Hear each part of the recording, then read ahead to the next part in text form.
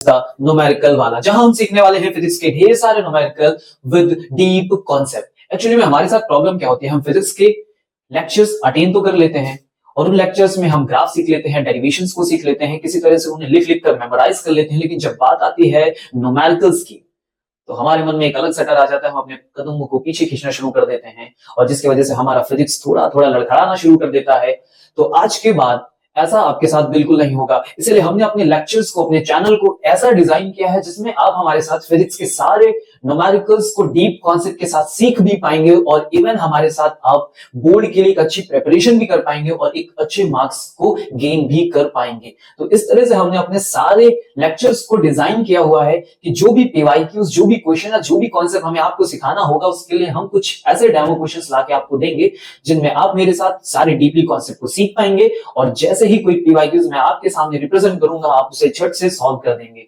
तो जैसे जैसे हमारे लेक्चर्स आगे बढ़ते जाएंगे, आपके मन से न्यूमेरिकल का डर धीरे धीरे धीरे कम हो जाएगा और बोर्ड के पेपर्स होने से पहले आपके मन से न्यूमेरिकल का पूरी तरह से डर जो है वो समाप्त हो चुका होगा, खत्म हो चुका होगा और आप फुली कॉन्फिडेंट होके आप अपने न्यूमेरिकल्स को अटेन कर पाएंगे और उन्हें सॉल्व करके नंबर्स को भी गेन कर पाएंगे। तो मैं आपकी तैयारी के लिए, आपकी प्रिपरेशन के लिए लॉन्च कर रहा हूं हमारा तैयारी 1.0, जिसका हम स्टार्ट करने जा रहे हैं आज फर्स्ट लेक्चर। और फर्स्ट लेक्चर हमने डिजाइन किया हुआ है रे ऑप्टिक्स पे, क्योंकि ये मोस्ट डिमांडेड होता है, बहुत सारे कंफ्यूजन होते हैं, बहुत सारे कॉन्सेप्ट ऊपर नीचे होते हैं। तो इन्हीं कॉन्सेप्ट के साथ आज हम स्टार्ट कर रहे हैं अपना फर्स्ट लेक्चर, जहां हम कवर करेंगे उनके ढेर सारे पीवाईक्यूज। तो फुल एक्साइटमेंट के साथ हमारे साथ लग जाइए, अपने हाथ में कॉपी और पेन ले लीजिए और स्टार्ट करिए हमारे साथ अपने न्यूमेरिकल वाला की जर्नी को, जहां आपके न्यूमेरिकल्स का डर आपके मन से पूरी तरह खत्म होने वाला है। Let get started.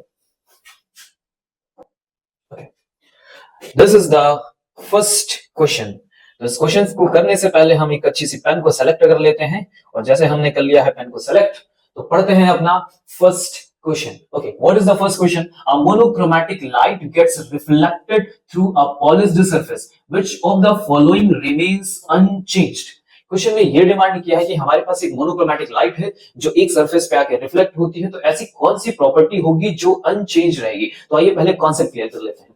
Let's say मान लेते हैं कि हम रिफ्लेक्शन के प्रोसेस में, तो रिफ्लेक्शन करने के लिए हमने बना लिया एक पॉलिश्ड सरफेस, एक रे इंसिडेंट होती है और इंसिडेंट होने के बाद क्या होती है, रिफ्लेक्ट हो जाती है। तो जब भी कोई लाइट किसी सरफेस पे इंसिडेंट होकर रिफ्लेक्ट होती है तो वो सेम मीडियम में ही क्या होती है, वापस होती है। ऐसी कंडीशन में वो कौन सी प्रॉपर्टीज को एज इट इज लेके जाएगी? तो first is wave speed, second is wavelength and third is frequency. ये तीनों प्रॉपर्टी वो क्या रखेगा, सेम एज इट इज ही रखेगा। तो क्या चेंज होने वाला है? तो जो लाइट इंसिडेंट हो रही होती है वो अपने साथ कुछ एनर्जी अमाउंट ऑफ कैरी करके लाती है और जब सरफेस पे गिरेगी तो कुछ अमाउंट क्या होगा, एब्जॉर्ब हो जाएगा एंड कुछ परसेंट क्या होगा, रिफ्लेक्ट हो जाएगा। तो ऐसी कंडीशन में केवल एक प्रॉपर्टी है जो क्या हो जाने वाली है, चेंज होने वाली है। क्लियर है? तो दिस इज द रिफ्लेक्शन। अब मान लेते हैं कि हमारा कोई प्रोसेस ऐसा है जिसमें रिफ्रैक्शन हो रहा हो, उस कंडीशन में क्या होगा, एक लाइट सरफेस पे इंसिडेंट होगी और उसके बाद रिफ्लेक्ट कर जाएगी। ऐसी कंडीशन में क्या होगा कि हमारा जो मीडियम है वो चेंज कर गया है और जब हमारा मीडियम चेंज हो जाता है तो ऐसी कंडीशन में जो हमारी वेलोसिटीज होती है वो क्या होती है, चेंज हो जाती है। यानी क्या क्या चीजें चेंज होंगी? तो फर्स्ट वन इज वेलोसिटी हमारी चेंज हो जाएगी, सेकंड वन इज हमारी वेवलेंथ चेंज कर जाएगी और थर्ड वन इज जो हम एनर्जी कैरी करके आ रहे हैं वो भी चेंज हो जाएगी। तो ऐसी कौन सी प्रॉपर्टी होगी जो सेम एज इट इज रहेगी, यानी अनचेंज रहेगी, और वो है हमारी फ्रीक्वेंसी। तो अगर हम दोनों प्रोसेस, दोनों फिनोमेना में देखें तो हमारी एक ऐसी प्रॉपर्टी है दैट इज द फ्रीक्वेंसी जो दोनों में अनचेंज रहने वाली है। Gate it? तो एनर्जी के टर्म्स वेरिएट कर जाते हैं लेकिन फ्रीक्वेंसी का टर्म किसी भी कंडीशन में सेम रहता है। तो आइए ऑप्शंस को देखते हैं। तो first option is energy, wavelength, frequency. देखो एनर्जी का ऑप्शन आ गया है, एनर्जी चेंज हो जाती है तो first option is wrong. Second में आते हैं wave speed, energy, frequency. Energy आ गया है तो फिर से कैंसिल आउट करते हैं। थर्ड पार्ट में लिखा wave speed, wavelength and frequency. तो क्या चीजें सेम रहेंगी? तो मैंने बोला था wave speed, wavelength and frequency. तो ये तीनों पार्ट हमारे क्या होंगे, करेक्ट ऑप्शन है। The option C is correct. आइए चलते हैं अपने नेक्स्ट क्वेश्चन में। क्वेश्चन नंबर सेकंड क्या लिखा हुआ है? When a ray of light enters from water to glass, then which of the following does change? ऐसी कौन सी प्रॉपर्टी होगी जो चेंज हो जाएगी? तो ऑप्शंस आप अच्छे से जानते हो। चलते हैं फर्स्ट ऑप्शन में। तो फर्स्ट ऑप्शन में क्या लिखा हुआ है? फ्रीक्वेंसी। आपको पता है कि फ्रीक्वेंसी चेंज नहीं होती है तो पहला ऑप्शन हो गया है रॉन्ग। सेकंड ऑप्शन में आते हैं फिर से बोला गया है फ्रीक्वेंसी, तो फ्रीक्वेंसी का ऑप्शन आपको पता है कि ये रॉन्ग होने वाला है। सी ऑप्शन में भी फ्रीक्वेंसी को ही टारगेट किया गया है, तो ये ऑप्शन हमारे लिए रॉन्ग हो गया है। लॉस्ट ऑप्शन में चलते हैं। बोला जा रहा है कि रिफ्रैक्शन के प्रोसेस में एनर्जी और वेवलेंथ चेंज हो जाती है। That is the correct option. तो option number D is correct. Get it? तो कॉन्सेप्ट के साथ चीजें समझ में आई। आगे बढ़ते हैं हम और अपने नेक्स्ट क्वेश्चन पे आते हैं। Question number third. चलिए, क्या लिखा हुआ है? A ray of monochromatic light. आप सबको पता है कि मोनोक्रोमैटिक लाइट क्या होती है? The single color of light propagating in air is incident on the surface of water. Which of the following will be the same for the reflected and refracted rays? तो ये question पूछा गया हमारे CBSE 2024 में। तो मैंने आपसे क्या कहा था कि जब भी हमसे पहले हमारे सामने पीवाईक्यूज आएंगे, उससे पहले आपका कॉन्सेप्ट ऑलरेडी क्लियर हो चुका होगा। तो आप जानते हैं कि आपका आंसर क्या होने वाला है। तो option number reflected and refracted rays के लिए ऐसी क्या चीज है जो सेम रहेगी? तो that is the option C, frequency. चाहे रिफ्लेक्शन का प्रोसेस हो चाहे रिफ्रैक्शन का प्रोसेस हो, ये चेंज नहीं होता है। Gate it? चलते हैं क्वेश्चन नंबर 4 पे। ओके, सुनिए क्या लिखा हुआ है। When a light wave travels from air to glass, हम एक मीडियम से किसी दूसरे मीडियम में क्या कर रहे हैं? इंटर कर रहे हैं, ट्रैवल कर रहे हैं। ऐसी कंडीशन में क्या चीजें चेंज होंगी? तो फर्स्ट ऑप्शन इज, बोला गया है वेवलेंथ डिक्रीज कर रही है, then wavelength increases, there is no change in wavelength, and last its frequency decreases. तो सबसे पहले क्या करें कि जो ऑप्शन हमारे लिए रॉन्ग है उनको साइड कर लेते हैं ताकि क्लैरिटी के साथ हम अपने एक्चुअल आंसर पे पहुंच सके। तो फ्रीक्वेंसी डिक्रीजेस लिखा हुआ है, क्या फ्रीक्वेंसी वेरिएट करती है? बिल्कुल नहीं वेरिएट करती, तो ये ऑप्शन रॉन्ग हो गया। ऑप्शन सी जरा पढ़िए, क्या लिखा? There is no change in wavelength, क्या वेवलेंथ सेम रहेगी, वो भी रिफ्रैक्शन के प्रोसेस में? तो हमने क्या बात की थी कि मीडियम के चेंज होने पे वेवलेंथ चेंज हो जाती है। तो ये ऑप्शन में हमारे लिए क्या हो गया? रॉन्ग हो गया। अब जरा ऊपर के दो ऑप्शन देखिए, वेवलेंथ डिक्रीजेस, वेवलेंथ इंक्रीजेस, तो इनमें से कोई एक सही होने वाला है। तो हम बात करते हैं इंक्रीज और डिक्रीज का प्रोसेस कैसे जानेंगे। तो आइए सीखते हैं कॉन्सेप्ट को कि हमारा कॉन्सेप्ट क्या कह रहा है, कैसे इंक्रीज और डिक्रीज हम समझेंगे। तो सबसे पहले हम लिखते हैं रिफ्रैक्टिव इंडेक्स। रिफ्रैक्टिव इंडेक्स किसके रिस्पेक्ट में है? एयर के रिस्पेक्ट में। और आप कहां एंटर कर रहे हो? किसी ग्लास में एंटर कर रहे हो, तो एयर से हम ग्लास में एंटर हुए। Get it? अब इसे हम रिप्रेजेंट कैसे करते हैं? तो refractive index of glass with respect to air, हमने ये लिख लिया। अब आते हैं हम लोग अपने फॉर्मूले में। तो हम किस पे बात करने जा रहे हैं? हम बात करने जा रहे हैं वेलोसिटी के लिए। ठीक है, तो चलिए वेलोसिटी का फॉर्मूला कैसे लिखेंगे? तो हमने लिखा वेलोसिटी अपॉन वेलोसिटी।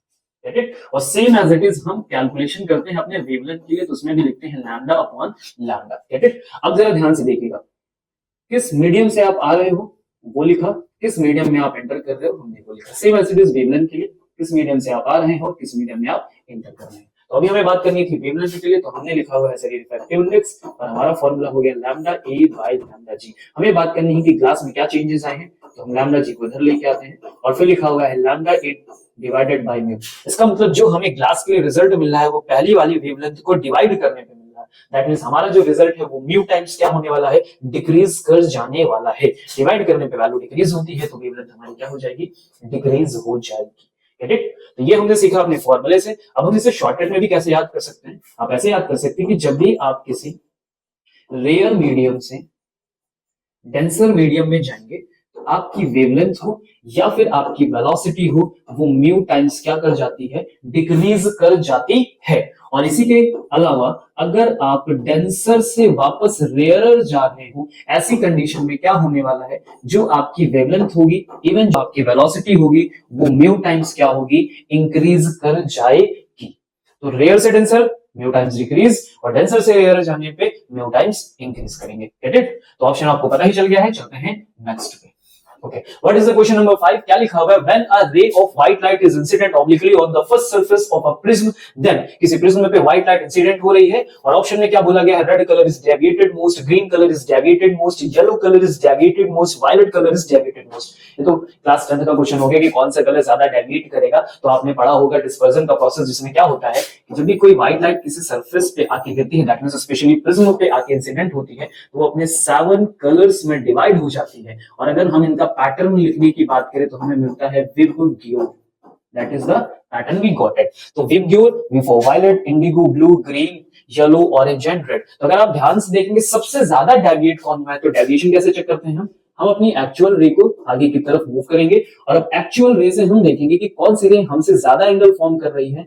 तो this is the angle for violet और this is the angle for red. तो आप दोनों एंगल को डिफरेंशिएट कर पा रहे होंगे। This is the violet angle and This is the angle for red. So which one is more deviated? Violet color is more deviated. The option number is B is correct. Okay get it. चलते हैं अपने next question पे। Question number 6 क्या लिखा हुआ है? The wavelength of light in air is 5890 angstrom. The wavelength of light in glass at refractive index is 1.5 would be close to. अगर air में किसी लाइट की वेवलेंथ 5890 एंगस्ट्रॉम है तो आपको बताना है अगर वो एंटर कर जाए किसी ग्लास में जिसका रिफ्रैक्टिव इंडेक्स 1.5 हो तो रिजल्ट क्या होने वाला है। तो वेरी सिंपल। अभी मैंने आपको क्या सिखाया कि आप लिखोगे रिफ्रैक्टिव इंडेक्स। रिफ्रैक्टिव इंडेक्स में आप क्या चेक करोगे कि आप कहां से आ रहे हैं, दैट इज द एयर, फिर किसमें एंटर कर रहे हो आप, ग्लास में। इसके बाद फिर चेक करोगे किसके बारे में बात हो रही, तो वहां पे लिखा हुआ है हम बात कर रहे हैं what is the angstrom, the wavelength के बारे में बात कर रहे हैं, तो हमने यहाँ पे लिख लिया वेवलेंथ बाय वेवलेंथ। अब क्या करेंगे, कहां से आप आ रहे हो और कहां पे आप जा रहे हो, क्या कैलकुलेट करना है, तो this is given 1.5। Lambda A की वैल्यू आपको गिवन की गई, that is 5890 and divided by lambda G. और अगर हम इसे कैलकुलेट करते हैं तो हमें क्या वैल्यू मिलने वाली, 5890 डिवाइडेड बाय 1.5। तो हमने सीधी सीधी बात की थी कि अगर आप किसी रेयरर से डेंसर में जाओ तो म्यू टाइम्स डिक्रीज कर दो। तो देखो रेयरर से डेंसर में जा रहे हैं तो डेंसर से हमने क्या कर दिया, डिवाइड कर दिया। चलते हैं चेक करते हैं, 1.5 से 5 को डिवाइड करते हैं तो 1.5 तो 2 सा 3 होगा और 3 सा क्या होगा 4.5, यानी 3 टाइम्स में हमें 4.5 मिल जाएगा। तो देखते हैं कोई ऐसा ऑप्शन है जिसमें 3 आया हो स्टार्टिंग में। The first option is wrong, second option is wrong, fourth option is also wrong and she option is correct, जिसमें लिखा हुआ है 3926 एंगस्ट्रॉम। तो ऑप्शंस को टिक करना, चेक करना भी एक अच्छी बात है। तो हमें पूरा कैलकुलेशन नहीं करना पड़ा, हमारे पास ऑलरेडी रिजल्ट आ गया। तो ऐसे करके हमें क्या करना है, कुछ ऐसी स्ट्रेटेजीज को भी फॉलो करना जिससे हमारा कुछ टाइम भी बचे। ऐसा ना हो कि हम पेपर देते जा रहे हो और हमने 1 आवर से ज्यादा दे दिया है अपने एमसीक्यूज को, इवन 1 आवर्स भी नहीं देना, उससे पहले ही कवर कर लेना है। लेकिन कभी कभी क्या होता है कि अपना मोस्टली पार्ट एमसीक्यूज में ही खर्च कर देते हैं क्योंकि ऑप्शन ही मैच करते रहते हैं। तो कोशिश करना है कि सही ऑप्शन भी टिक हो और जल्दी से जल्दी टिक हो। तो चलते हैं नेक्स्ट क्वेश्चन पे। क्वेश्चन नंबर 7 क्या लिखा हुआ है, a beam of light travels from air into a medium, its speed and wavelength in the medium are 1.5 into 10 to the power 8 metre पर second and 230 nanometre respectively, the wavelength of light in air will be. तो air के बारे में question पूछ रहा है, हम किसी मीडियम में एंटर किए हैं तो उस मीडियम की हमें वेलोसिटी दे दी है उन्होंने कितनी, 1.5 into 10 to the power 8, ये हमें प्रोवाइड कर दिया गया है। आफ्टर देन हमें क्या गिवन किया गया, हमें गिवन किया गया वेवलेंथ।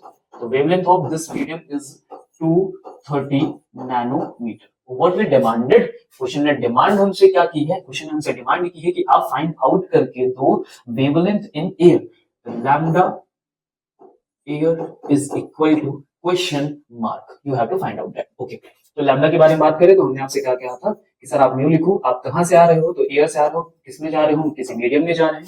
फिर हम लिखेंगे वेवलेंथ अपॉन वेवलेंथ, एयर से किसमें गए हैं, मीडियम में।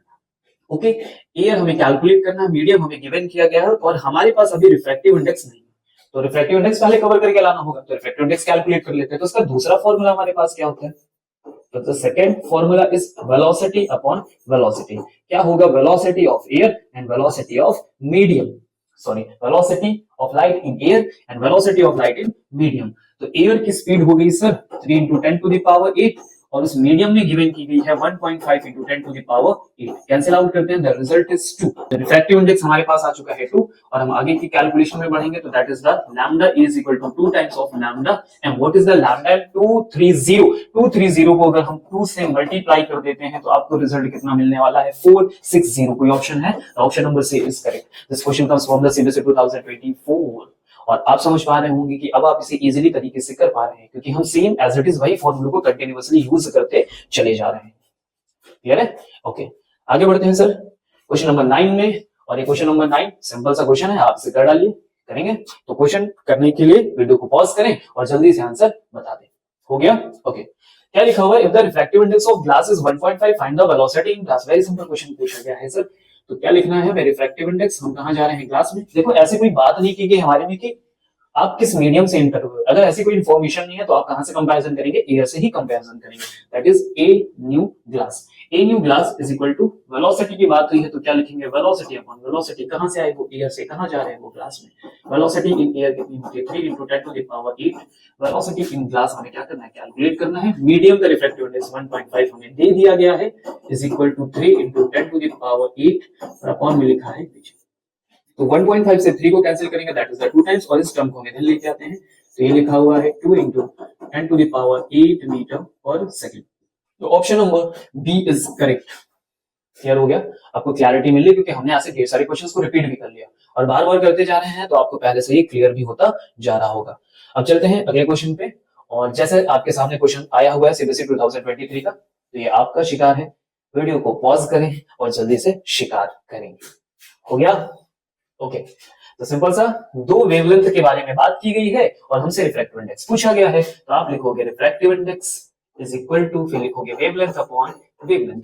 आप कहां से आए हो और कहां जा रहे हो, तो हम सर 600 वाले मीडियम से 400 वाले मीडियम में गए हैं, तो क्या लिखेंगे यहाँ पे, wavelength of 600 and wavelength of 400, यानी वैल्यू लिखोगे आप 600 नैनोमीटर डिवाइडेड बाय 400 नैनोमीटर, और इसे कैंसिल आउट करोगे कितना आएगा 3/2, एंड 3/2 को सॉल्व करेंगे that is the 1.5 again. Gate it? तो ये क्वेश्चन भी हमसे हो गया आसान तरीके से, आप समझ पा रहे हैं। तो जैसे जैसे आप प्रैक्टिस में कंटिन्यूअसली चीजों को रिपीट करते जाएंगे तो चीजें आसान होती चली जाएंगी। ओके, तो चलते हैं अपने क्वेश्चन नंबर नेक्स्ट में, and the question number is 10। क्या लिखा हुआ है, a fish which is eight depth of 12 centimetre in water, refractive index 4/3 is weighed by an observer on the bank of a lake. Its apparent depth is observed by the observer.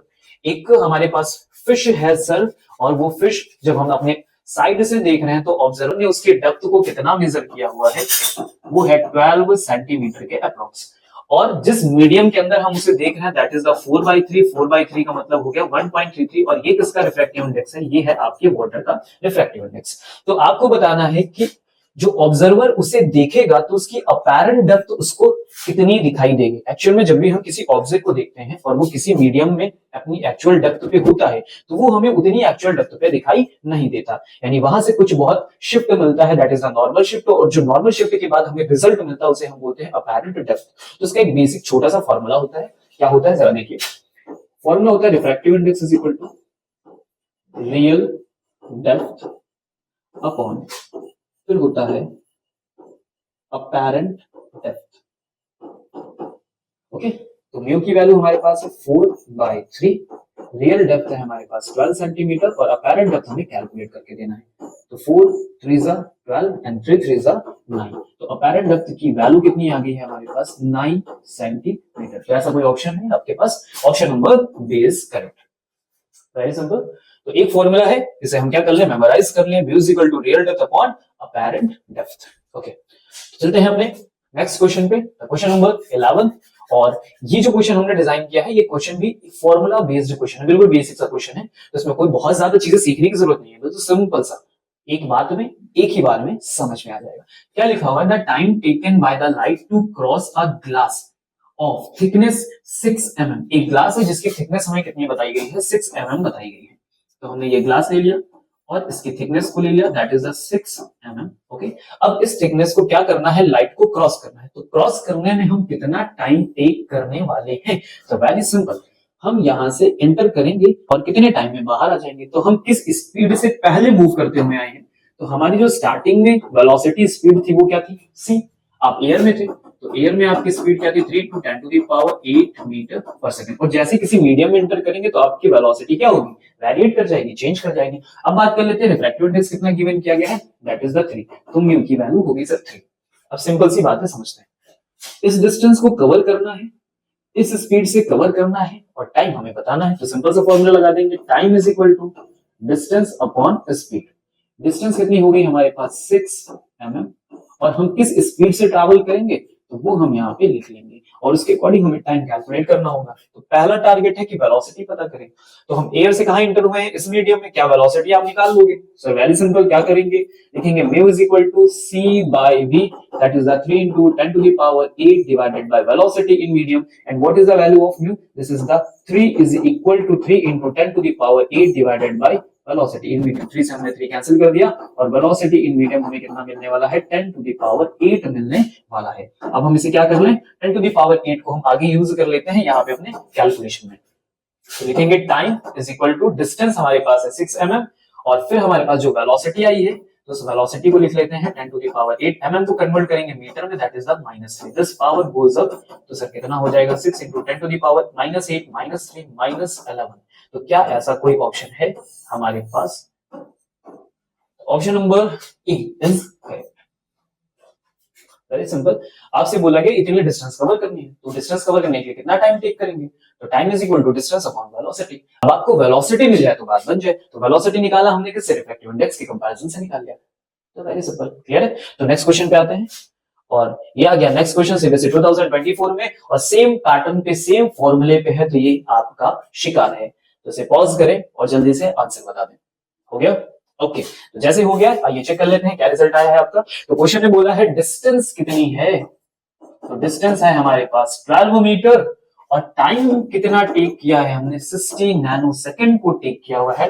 Nano second को अगर मैं convert करूं तो लिखा हुआ है 10 to the power -9 second, यानी simple language में लिखा हुआ है 6 × 10 टू द पावर -8 सेकंड लिखा हुआ है। क्वेश्चन ने डिमांड क्या किया है, क्वेश्चन रिमाइंड किया है म्यू की वैल्यू ना कर दो, वेरी सिंपल। चलो आप देखिए, तो अभी जो हमने सीखा वहीं से शुरू करते हैं। Distance is equal to, sorry, time is equal to distance upon speed, and हमारे पास जो टाइम है वो कितना गिवन किया गया है, 6 × 10 to the power -8 is equal to distance हो गया 12, और दिस इज द वेलोसिटी। इसको इधर लेके आइए, जैसे हम इधर लेके आएंगे तो अब हमें रिजल्ट में क्या मिलेगा, 12 अपॉन 6, और हम पावर को ऊपर लेके पहुंचेंगे तो 10 टू द पावर 8 हो जाएगा। इसे कैंसिल करेंगे तो रिजल्ट क्या आएगा, 2 × 10 टू द पावर 8।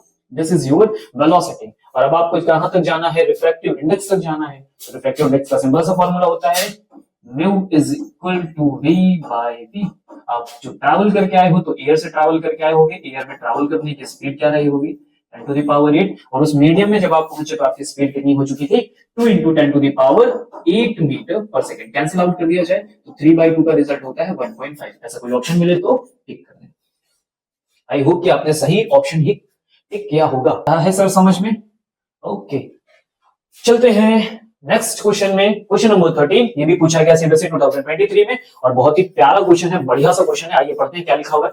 लिखा हुआ है for a concave mirror of focal length small f the minimum distance between the object and it's real image is. Minimum distance हमें बतानी है, किसके बीच में बतानी है, ऑब्जेक्ट और उसकी रियल इमेज के बीच में। तो पहले बना लेते हैं हम अपने कॉन्केव मिरर को। तो हमने बना लिया कॉन्केव मिरर, और एक लाइन ड्रॉ करते हैं, is known as principal axis. ये हमारा पोल हो गया, ये हमारा फोकस हो गया, और ये हो गया सेंटर ऑफ कर्वेचर। क्वेश्चन में क्या कहा है कि हमें जो इमेज चाहिए वो रियल वाली ही चाहिए। तो अगर रियल इमेज की बात हो रही है तो पहली बात तो वो इन्वर्टेड बने, इस मिरर की मैं बात कर रहा हूं, पहली बात वो इन्वर्टेड बने, और दूसरी इंपॉर्टेंट बात है कि वो सेम साइड ही फॉर्म हो जिस साइड में हमने क्या रखा हुआ है, ऑब्जेक्ट को रखा हुआ है, that means this side. Clear है। एक ही ऑप्शन होता है जिसमें हम बिहाइंड द मिरर जाते हैं तो वहां पे हमारी इमेज वर्चुअल हो जाती है। Clear, okay. तो हम अपने ऑब्जेक्ट को स्टार्ट करते हैं, आइए चेक किया जाए। तो आपने सीखा होगा कि सबसे पहले हम अपने ऑब्जेक्ट को कहां पे रखते हैं, इन्फिनिटी पे रखते हैं। अगर हमारा ऑब्जेक्ट इन्फिनिटी पे है तो इमेज कहां पे फॉर्म होने वाली है, इमेज फॉर्म होने वाली है कहां पे सर, फोकस पे फॉर्म होगी। अगली बार हम अपने ऑब्जेक्ट को इन्फिनिटी और सी के मिड में लेके आएंगे। ऐसी कंडीशन में जो हमारी इमेज फॉर्म होगी वो कहां होगी, सी और एफ के बीच में आ जाएगी, थोड़ा सा खिसक जाएगी। फिर जैसे हम मिरर की तरफ और आगे बढ़ेंगे, यानी हम इस बार कहां पहुंच गए हैं, सी पे, तो अब जो हमारी इमेज होगी सर वो मिरर से थोड़ा दूर जाएगी। तो जब भी हम सी पर ऑब्जेक्ट को रखते हैं तो हम देखते हैं कि हमारी इमेज भी कहां फॉर्म होती है, सी पर ही फॉर्म होती है। और अगर अब आप ध्यान से देखो तो ये हमारी रियल इमेज है और ये हमारा ऑब्जेक्ट, और अगर मैं इन दोनों के बीच के डिस्टेंस की बात करूं तो इमेज कहां पे है, सी पे, और आपका जो ऑब्जेक्ट है वो भी कहां है, सी पे, और इन दोनों के बीच में जो डिफरेंस है वो कितना है, 0। That is the minimum distance. बात समझ में आई, क्या पूछा जा रहा था, मिनिमम डिस्टेंस चाहिए उनके बीच में। आप इससे पहले किसी भी फॉर्मूले में देख लो, जब आप इन्फिनिटी पे थे तो फोकस से लेके इन्फिनिटी का गैप था, जब हम सी और इन्फिनिटी के मिड में आए तब हमारे पास भी थोड़ा बहुत गैप था, लेकिन जैसे हम सी पर पहुंचते हैं देखो हमारा गैप बिल्कुल कम हो गया, 0। क्या 0 से कम कोई गैप हो सकता है, नहीं। तो the minimum answer is, this is your correct option. Clear है, ओके। चलते हैं हम लोग नेक्स्ट क्वेश्चन पे। क्वेश्चन नंबर 14 क्या लिखा हुआ है, what is the range of values of small m for inverted and diminished image. What is the m? m is known as magnification. तो मैग्निफिकेशन के लिए क्वेश्चन ने हमसे डिमांड क्या किया, कंडीशन लगा के दी है। पहली कंडीशन क्या लगा के दी है कि वो क्या होनी चाहिए, इन्वर्टेड होनी चाहिए, और दूसरी बात उन्होंने क्या कह दी है, वो क्या हो, डिमिनिश्ड हो। ओके, तो चलते हैं पहले मैग्निफिकेशन का फॉर्मूला लिख लिया जाए। तो मैग्निफिकेशन का जनरली फॉर्मूला हम क्या पढ़ते हैं, v by u, और दूसरा पढ़ते हैं height of image divided by height of object. देखो अभी मैंने कोई साइन कन्वेंशन यूज नहीं किया, -v by u या प्लस कुछ समथिंग नहीं है, क्योंकि अभी हमें मिरर के बारे में कोई बात नहीं, बस सिंपल सी बात हो रही कि इन्वर्टेड है, डिमिनिश्ड है, m की रेंज क्या होगी। तो आइए उसे हम चेक कर लेते हैं। तो सबसे पहले अगर हम बात करें तो पहली वाली कहानी में क्या लिखा है, डिमिनिश्ड लिखा है। अगर डिमिनिश्ड है तो इसका मतलब क्या हुआ, हाइट जो इमेज की फॉर्म होगी वो ऑब्जेक्ट की हाइट से कम होगी।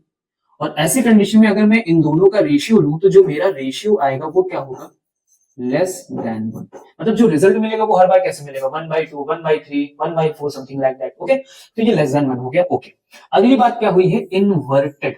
और इन्वर्टेड बात हो रही है तो इन्वर्टेड की कंडीशन में ज्यादातर जो हमने इमेजेस फॉर्म की है वो कैसे हो जाती हैं, रियल हो जाती हैं। तो अगर हमारी इमेज रियल फॉर्म हो रही है, मैं मान लेता हूं थोड़ी देर के लिए मिरर के टर्म में कि अगर ये हमारी रियल इमेज है तो ये हो गया हमारा ऑब्जेक्ट, और जब उसकी इमेज फॉर्म होगी रियल तो वो कुछ ऐसी होगी, इन्वर्टेड होगी। और इन्वर्टेड कंडीशन में इस साइन कन्वेंशन को हम पॉजिटिव लेते हैं तो ये साइन कन्वेंशन हमारा कैसा हो जाता है, नेगेटिव हो जाता है। यानी इस कंडीशन में जो m की वैल्यू आनी चाहिए वो नेगेटिव भी होनी चाहिए। मतलब दो चीजें होनी चाहिए, वो वैल्यू लेस देन 1 हो और नेगेटिव हो। अगर बात नेगेटिव तक आ गई है तो फिर 1 से लेके यानी हम 0 के नीचे भी चले जाएंगे। क्लियर है? तो चलते कौन सा ऑप्शन सेटिस्फाई करेगा। पहले वाले ऑप्शन में बोला गया m की वैल्यू 1 से कम है लेकिन 0 से ज्यादा है। 0 से ज्यादा होने का मतलब ये इंडिकेट कर रहा है कि पॉजिटिव आंसर है, लेकिन आपने देखा कि हमारे पास नेगेटिव आंसर आ रहा है।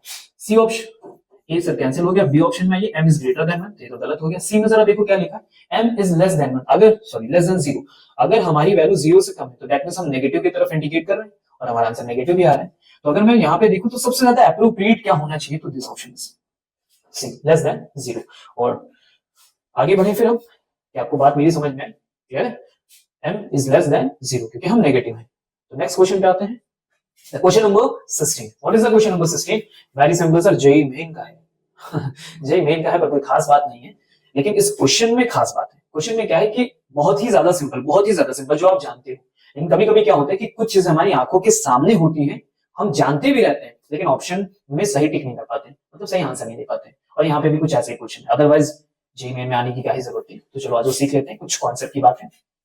क्या लिखा हुआ है, the focal length small f is related to the radius of curvature small r of the spherical mirror। spherical mirror के लिए बात हो रही है, तो यहाँ मैंने लिखा f और यहाँ मैंने लिखा r।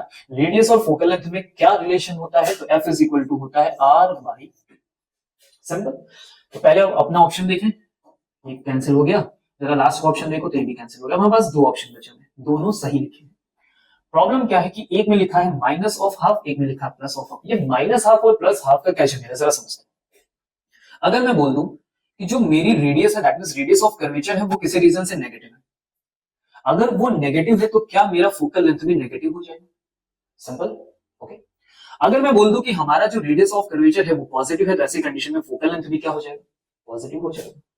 और अब हम अगर यहाँ कैलकुलेशन करें तो क्या मैं ये कह सकता हूं माइनस माइनस प्लस हो जाएगा। तो which option is correct, option number C is correct, simple.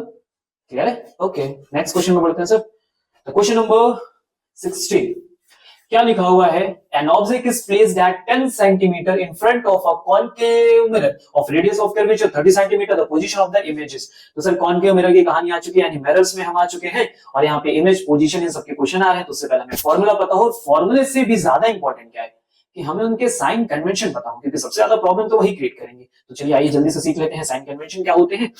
तो हम एक ले लेते हैं सर मिरर, तो हमने ये बना लिया है मिरर हमारे पास, और ये बना दिया हमने पोल, प्रिंसिपल एक्सिस, फोकस, और ये ले लिया सेंटर ऑफ कर्वेचर। तो सबसे इंपॉर्टेंट बात पहले समझते हैं, हमने यहाँ पे रखा है एक ऑब्जेक्ट, और अब बात को समझेंगे। जैसे ही ऑब्जेक्ट हम मिरर के सामने रखते हैं तो एक रे ऑफ लाइट चलना स्टार्ट करती है। कैसे हम किसी चीज को पॉजिटिव और नेगेटिव लेते हैं वो बात हम समझते हैं।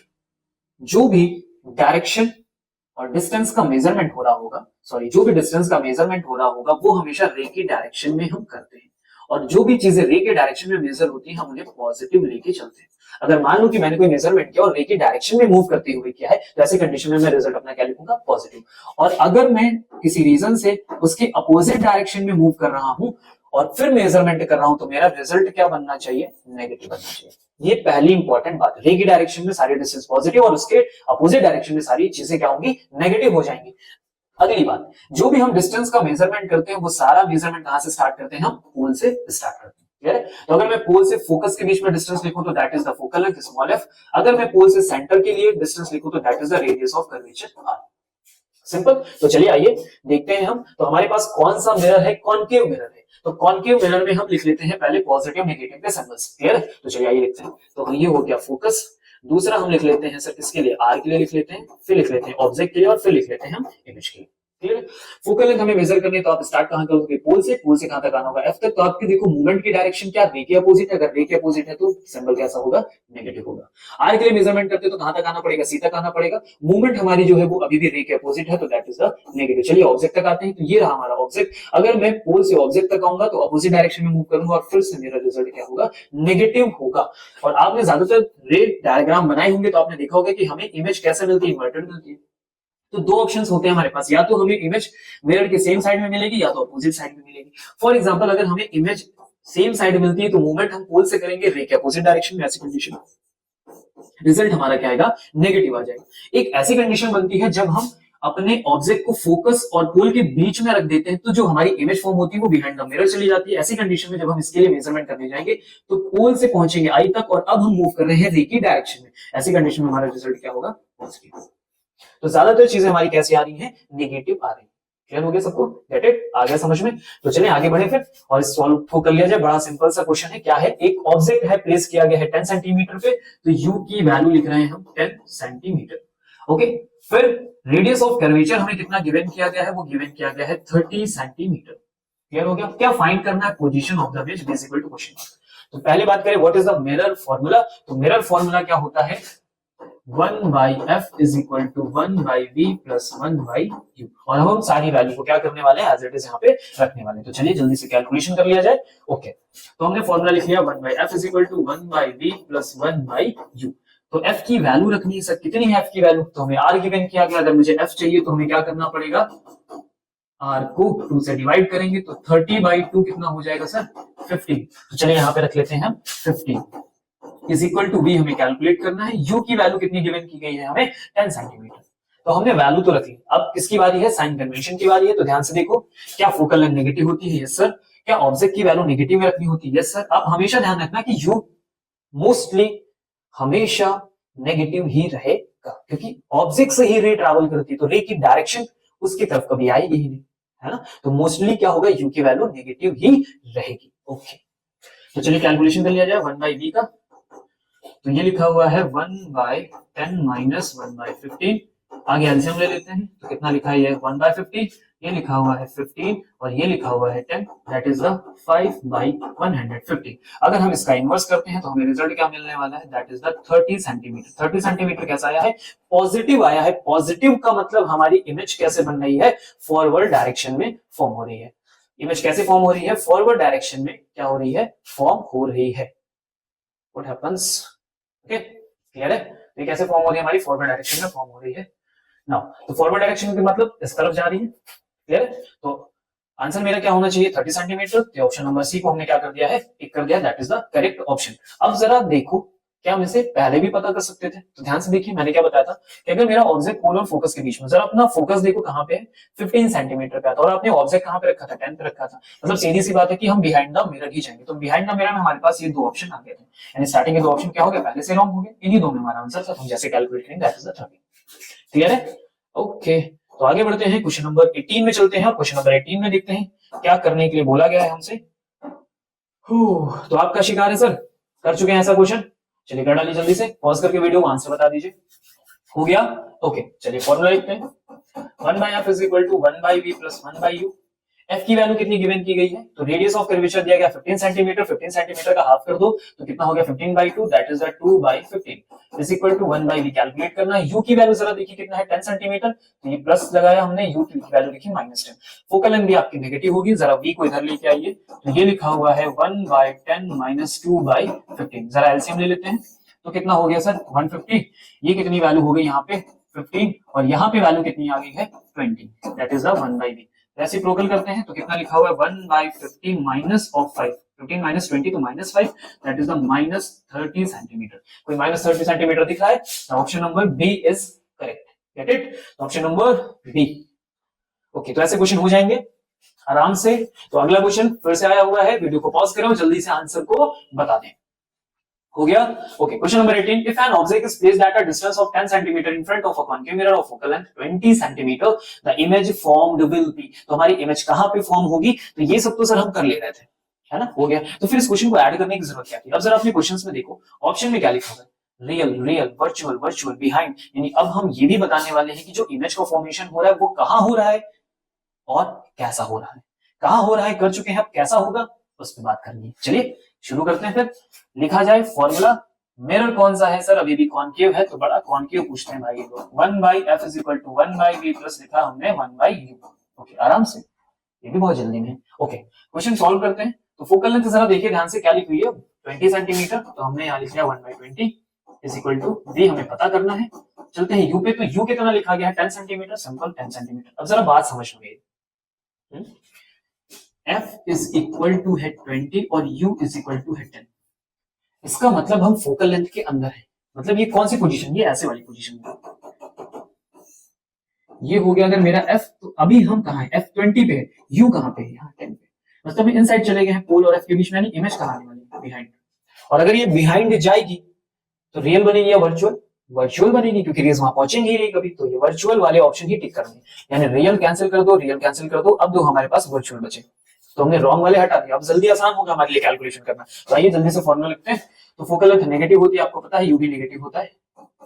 1/v इज इक्वल टू लिखा हुआ है 1/10 माइनस 1/20। तो 1/20 को जब आप सॉल्व करेंगे सर, तो अगर आप ऐसा सिंपल समझो तो ये लिखा हुआ है 1 और ये लिखा है 1/2, 1 से 1/2 माइनस करेंगे तो क्या बचेगा सर, 1/2 ही बचने वाला है, तो ये आ गया सर 20। क्लियर है। तो v इज इक्वल टू कितना हो गया 20 सेंटीमीटर। कोई ऑप्शन दिख रहा है 20 centimetre, option number C is correct. तो चलते हैं question number next. What is the question number next, that is the 19। और सर फिर से ये आया है क्वेश्चन जेईई मेन में 2015। मतलब अगर ये क्वेश्चन पूछा गया है तो जरूरी नहीं कि कठिन क्वेश्चन, अगर जेईई में पूछा गया तो इसका मतलब है कि उसके पीछे कॉन्सेप्ट बड़ा अच्छा है, और बहुत छोटी सी बात होती है जो हम समझ नहीं पाते, बस यही डिफरेंस क्रिएट करती है ना। चलिए आइए सीख लेते हैं। ये कॉन्सेप्ट के लिए मैंने इसको साथ में ऐड किया है, ऐसा नहीं कि मैं जेईई मेन की तैयारी करा रहा हूं आपको, लेकिन ये क्वेश्चन आपको बहुत सारी क्लैरिटीज ऐड करके दे देगा। चलिए आइए पढ़ते हैं question number 19। You are asked to design a shaving mirror. Shaving mirror, so shaving mirror क्या होता है, किससे बनता है, कॉनकेव से या कॉन्वेक्स से, कॉनकेव से। ओके आगे, assuming that a person keeps it 10 centimeter from his face and views the magnified image of the face at the closest comfortable distance of 25 centimeter, the radius of curvature of the mirror would then be। इसमें से हमें option ढूंढना है, क्या calculate करना है, radius of curvature calculate करके हमें देना है। तो मैंने अभी क्या बताया, शेविंग मिरर क्या होता है, तो ये भी हमें पता होना चाहिए। तो इस क्वेश्चन की सबसे पहली खास बात क्या है कि उसने हमें मिरर सीधे ना बता के एग्जांपल से बताया। अगर हम ये नहीं जानते तो हमारा क्वेश्चन तो पहले ही चला गया। ओके तो शेविंग मिरर हमारा क्या होता है सर, कॉनकेव मिरर ही होता है, तो हमें यूजर्स भी पता होने चाहिए। तो अब कॉनकेव मिरर में क्या बोला गया है कि एक पर्सन के पास वो मिरर है ऐसे करके, और उसने अपने फेस को उस मिरर से कितने डिस्टेंस पे रखा हुआ है, 10 सेंटीमीटर पे रखा हुआ है। तो मैं थोड़ी देर के लिए मान लेता हूँ कि हमने ये डिस्टेंस ले ली, उसके चेहरे से कितनी हो गई, 10 सेंटीमीटर हो गई, ये हो गया ऑब्जेक्ट। ओके फिर आगे क्या बोला गया है, और फिर उसने क्या देखा, views the magnified image of the face, उसने अपने फेस की मैग्नीफाइड इमेज कहां पे देखी, to the closest comfortable distance of 25 centimetre. 25 centimetre पे उसने देखा कि हमें प्रॉपर उसकी इमेज दिखाई दे रही, मैग्नीफाइड दिखाई दे रही है। तो सबसे पहली बात ये समझो कि जब भी आप शेविंग मिरर लेके शेविंग कर रहे होते तो ऐसा होता है कि हमें हमारा चेहरा इन्वर्टेड दिखाई दे, नहीं बिल्कुल नहीं, मतलब सीधा ही दिखाई देता है। अगर सीधा दिखाई दे रहा है इसका मतलब जो इमेज है वो कैसे बन रही है, वर्चुअल बन रही है। और वर्चुअल कॉनकेव मिरर में जब भी बनती है तो उसकी पोजीशन कहां पे होती है, ऑलवेज बिहाइंड द मिरर होती है। ऑलवेज कहां पे होती है, बिहाइंड द मिरर होती है, यानी इमेज कहां पे फॉर्म हुई है, बिहाइंड द मिरर। तो बिहाइंड द मिरर यहां पे कहीं हमारी इमेज बनी, कहां बनी है, तो उसने क्या देखा कि 25 सेंटीमीटर पे, यानी जहां पे वो है वहां से 25 सेंटीमीटर पे उसकी इमेज फॉर्म हुई। सिंपल। तो अब क्या करना है सर, आर बताना है, अगर आर बताना है तो क्या ढूंढ के लिए आए हम, एफ ढूंढ के लिए, वेरी सिंपल। तो चलिए लगाते हैं हम अपना फॉर्मूला। तो लिखेंगे 1/f is equal to 1/v plus 1/u। 1/f हमें कैलकुलेट करना है। चलो आगे कंटिन्यू कर लेते हैं। v की वैल्यू कितनी गिवन की जाएगी, तो जरा देखो 25 पे उसके फेस से है तो 10 तक हम यहां पहुंच जाते हैं, और यहां का गैप हम निकालें तो कितना आ जाएगा, 15 सेंटीमीटर आ जाएगा। तो हमने रखा ये 15 सेंटीमीटर। क्लियर है। अब आगे लगाते हैं प्लस, u की वैल्यू लिखी, u की हो गई 10। अब चलते हैं साइन कन्वेंशन पे। तो साइन कन्वेंशन में देखो रे इस तरफ मूव करेगी ऑब्जेक्ट से, तो रे की डायरेक्शन में मेजरमेंट हो रहा है इसलिए पॉजिटिव रहेगा, और ऑब्जेक्ट अपोजिट डायरेक्शन में इसलिए नेगेटिव रहेगा। एलसीएम ले लेते हैं 150, तो याद ही हो गया होगा सर आपको। तो ये हो गया कितना हमारा 10, ये हो गया -15, है ना। और अब हम जब इसे सॉल्व करने के लिए जाएंगे, फाइंड आउट करेंगे हमारा रिजल्ट कितना बनने वाला है, दैट इज 15 हो गया ये हमारे पास। तो हम इसे घुमाते हैं और सॉल्व करके देखेंगे तो हो गया -5, उल्टा करेंगे तो 1/f इज इक्वल टू कितना आ गया है, -5 डिवाइडेड बाई 150। जरा इन्वर्टेड करिए तो f इज इक्वल टू लिखा हुआ है माइनस का 30 सेंटीमीटर। अगर f की वैल्यू 30 सेंटीमीटर है तो r की वैल्यू कितनी हो जाएगी, 2 टाइम्स ऑफ f। कितना हो गया सर, माइनस का 60 सेंटीमीटर। यार फोकल लेंथ तो नेगेटिव ही आनी थी, पहले से कंफर्म था। तो माइनस के दो ही ऑप्शन हमारे लिए पहले से सही थे, ये ऑलरेडी रॉन्ग हो चुके थे। तो जो सही ऑप्शन हमने कैलकुलेट किया दैट इज द -60 सेंटीमीटर। आप हमेशा ये कंफर्म कर लो कि कौन सा ऑप्शन रॉन्ग है। ऑप्शन रॉन्ग होने से क्या होता है कि हमारे पास करेक्ट ऑप्शन तक पहुंचने के चांसेस बढ़ जाते हैं, क्योंकि अब दिमाग में क्लैरिटी पहले से बढ़ गई। तो क्लैरिटी बहुत ज्यादा इंपॉर्टेंट होती है ना। ओके, आगे बढ़े तो क्वेश्चन नंबर 20 पे चलते हैं। और क्वेश्चन नंबर 20 में क्या बात होगी, क्रिटिकल एंगल पे बात होगी। क्वेश्चन ने पूछा है critical angle is maximum when light travels from. पहले ये समझ में आना चाहिए कि क्रिटिकल एंगल क्या होता है। तो आइए समझ लेते हैं क्रिटिकल एंगल के कॉन्सेप्ट को। आपको मैं जो भी कॉन्सेप्ट बता रहा हूं, जो भी चीजें बता रहा हूं, मेरे साथ उन्हें लिखते जरूर चलो। ऐसे क्या होगा कि क्लैरिटी बढ़ती जाएगी। तो कॉन्सेप्ट क्या होता है क्रिटिकल एंगल के लिए, कि जो लाइट है वो कहां से ट्रैवल करते हुए जाए डेंसर से, और कहां ट्रैवल करके पहुंचे रेयरर में। यानी एक लाइट डेंसर से ट्रैवल करते हुए कहां जा रही है, रेयरर में जा रही है। और जब वो रेयरर में जाती है तो क्रिटिकल एंगल कैसे फॉर्म होता है, तो जो लाइट होती है वो उस सरफेस से ग्रेज करते हुए जाती है। अगर मैं यहाँ से पेन को चेंज कर लूं तो लाइट कैसे मूव करते हुए जा रही है, ऐसे करके, इसी सरफेस से ग्रेज। यानी जो हमारा रिफ्रैक्टिंग एंगल है वो कितना हो जाएगा, 90 डिग्री। तो इस एंगल को हम क्या बोलेंगे, क्रिटिकल एंगल बोलेंगे। क्या बात समझ गए, सिंपल है। ओके, यानी डेंसर से रेयर में जाना कंपलसरी। अगर ऐसा नहीं होगा तो हमारे लिए क्रिटिकल एंगल फॉर्म नहीं होगा। ओके, तो ऑप्शन क्या दिया गया, वाटर टू एयर। देखिए वाटर टू एयर, वाटर मेरा डेंसर है और एयर मेरा क्या हो गया, रेयर हो गया। सेम ऐसे ग्लास, तो ग्लास डेंसर हो गया, एयर रेयर हो गया। Glass to water, glass water के कंपैरिजन में डेंसर है और ऊपर से रेयर हो गया। अगले में क्या लिखा, एयर टू वाटर। एयर मेरा रेयर है और रेयर से हम कहां जा रहे हैं, डेंसर में। तो एयर से डेंसर में जाएंगे तो क्या पॉसिबिलिटी नहीं बनेगी, यानी डी ऑप्शन तो रॉन्ग हो गया पहले से ही सर। ओके, तो चलिए आगे बढ़ा जाए, कैलकुलेट किया जाए। तो अब इस कैलकुलेशन को चेक करने का तरीका क्या है, तो पहले फॉर्मूला हमें पता हो। फॉर्मूला क्या होता है, हमारा जो फॉर्मूला होता है sign I C, I C मतलब critical angle, is equal to 1/μ। यानी हमारा जो एंगल है वो रिफ्रैक्टिव इंडेक्स की क्या है, अपोजिट। यानी जब रिफ्रैक्टिव इंडेक्स की वैल्यू डिक्रीज करेगी तो एंगल की वैल्यू इंक्रीज करनी चाहिए, ऐसे करके होता है। तो ऐसे में क्या होता है, हम कंपेयर करते हैं, फिर हमारा रिजल्ट आता है। तो कभी कभी कंपैरिजन में हम गलतियां भी कर जाते हैं। तो इसे बहुत ज्यादा लेंथी और कॉम्प्लिकेटेड ना करके सिंपल से एक फॉर्मूला यूज करेंगे तो जल्दी से रिजल्ट आ जाएगा। आइए तो हम फॉर्मूला लिख लेते हैं। क्या फॉर्मूला होता है हमारा, लिखेंगे IC is equal to sine inverse और डिवाइडेड बाय, फिर लिखेंगे mu, inverse mu upon mu. अब ये म्यू अपॉन म्यू क्या होता है सर, तो यहां पे लिखेंगे रेयर और यहां पे लिखेंगे डेंसर। सिंपल है, क्या लिखेंगे, रेयरर और अपॉन में क्या लिखेंगे, डेंसर। क्लियर हो गया। ओके, अब इसी फॉर्मूले को हम सबके लिए यूज करने वाले हैं। चलो पहले हम चेंज कर लेते हैं। तो पहला हम किसके लिए चेक करेंगे, वाटर से एयर के लिए। चलिए तो वाटर से एयर के लिए चेक कर लिया जाए। आईसी इज इक्वल टू, हमने लिखा साइन इनवर्स अपॉन। अब रिफ्रैक्टिव इंडेक्स हमारे एयर का क्या होने वाला है, आपको पता है कि ये 1 होता है। हमारे लिए वाटर का रिफ्रैक्टिव इंडेक्स क्या होने वाला है, तो वो होता है हमारा 4/3। अगर आपको याद नहीं है तो इसे याद करना पड़ेगा। तो हमारे पास रिजल्ट आया साइन इनवर्स 3/4। अगर हम 3/4 को सॉल्व कर ले तो कुछ रिजल्ट आएगा। ठीक है, तो चलिए सॉल्व ही कर लेते हैं। तो अगर मैं इसे अगली लाइन में लिखूं तो मेरे पास लिखा हुआ है साइन इनवर्स और 3/4 को किया जाएगा तो दिस इज द 0 पॉइंट। और सर ये हम 3 लेके जा रहे हैं तो आपको पता है कितने टाइम्स हम पहुंचेंगे, तो 7 टाइम्स हो जाएगा। 7 टाइम्स कितना आ जाएगा, 28। 2 बचेगा, 20 हो जाएगा। तो 5 जा कितना हो जाएगा, 20। तो साइन इनवर्स 0.75 आया। हमें कोई अभी आंसर नहीं देना, बस हम कंपेयर करके रिजल्ट दे देंगे, परेशान होने की जरूरत नहीं। अगला करते हैं। तो अगले में क्या है, ग्लास टू एयर। तो हमने ये लिखा ग्लास, और ग्लास से कहां जा रहे हैं, हम एयर में जा रहे हैं। फिर से फॉर्मूला लिखते हैं, IC is equal to sine inverse. अभी पता है आपको कि ऊपर क्या लिखना है, रेयरर, यानी यहाँ 1 हो गया। ग्लास का रिफ्रैक्टिव इंडेक्स क्या होता है वो भी हमें पता होना चाहिए, तो वो होता है सर 3/2। अगर मैं इसको घुमा के लिखूंगा तो ये लिखा हुआ है साइन इनवर्स 2/3। अगर मैं 2/3 को सिंप्लीफाई कर लूं तो मेरे पास आएगा साइन इनवर्स 3 से सर 2 को डिवाइड करते तो हो गया 0.6 18। फिर से 2 बचेगा, 6 18, तो 0.66 आ गया। ओके, नेक्स्ट पे आते हैं। अगला क्या लिखा हुआ है हमारे पास, ग्लास टू वाटर। तो चलते हैं सर ग्लास से कहां के लिए, वाटर के लिए चलते हैं। तो लिखेंगे IC is equal to sine inverse.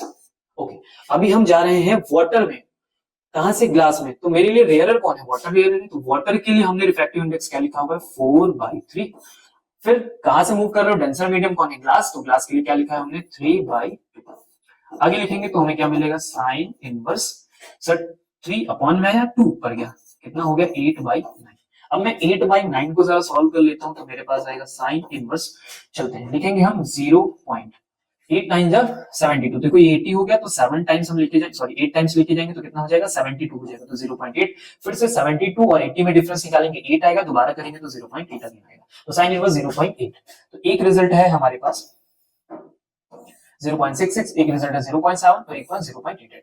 तो ध्यान से देखो हमारा रिजल्ट कौन सा ज्यादा होगा, जैसे जैसे मेरे लिए एंगल की वैल्यू इंक्रीज कर रही, समझना मेरी बात, रिफ्रैक्टिव इंडेक्स को हमने सॉल्व किया, अब अगर मैं इनवर्स की कंडीशन में साइन की वैल्यू निकालूं तो कौन सी वैल्यू ज्यादा आने वाली है, तो एंगल भी किसका ज्यादा हो गया 0.88 का, बात समझे नहीं। चलो अब फिर से जरा देखो मैं क्या कह रहा हूं, आप इस बात को ऐसा समझो, अगर मैं यहां लिखूं साइन इनवर्स, ठीक है, और यहां लिखूं मैं साइन 30 डिग्री, क्लियर, एक मैंने ये लिखा, दूसरा मैं लिख रहा हूं साइन इनवर्स और यहां मैं लिख रहा हूं साइन 45 डिग्री। तो अगर मैं ध्यान से देखूं यहाँ पे, क्लियर है, ये रिजल्ट अगर मैं निकालने की बात करूं और मैं इनका आंसर निकालूं, मतलब इनको मैं सॉल्व करके रिजल्ट निकालूं, तो साइन 30 जो मेरे लिए आएगा फॉर्मूला वो कितना होगा, इसका रिजल्ट अगर मैं यहाँ से कैलकुलेट कर रहा हूं दैट इज साइन 30 डिग्री, तो ये साइन 30 डिग्री किसकी वैल्यू होती है 1/2 की।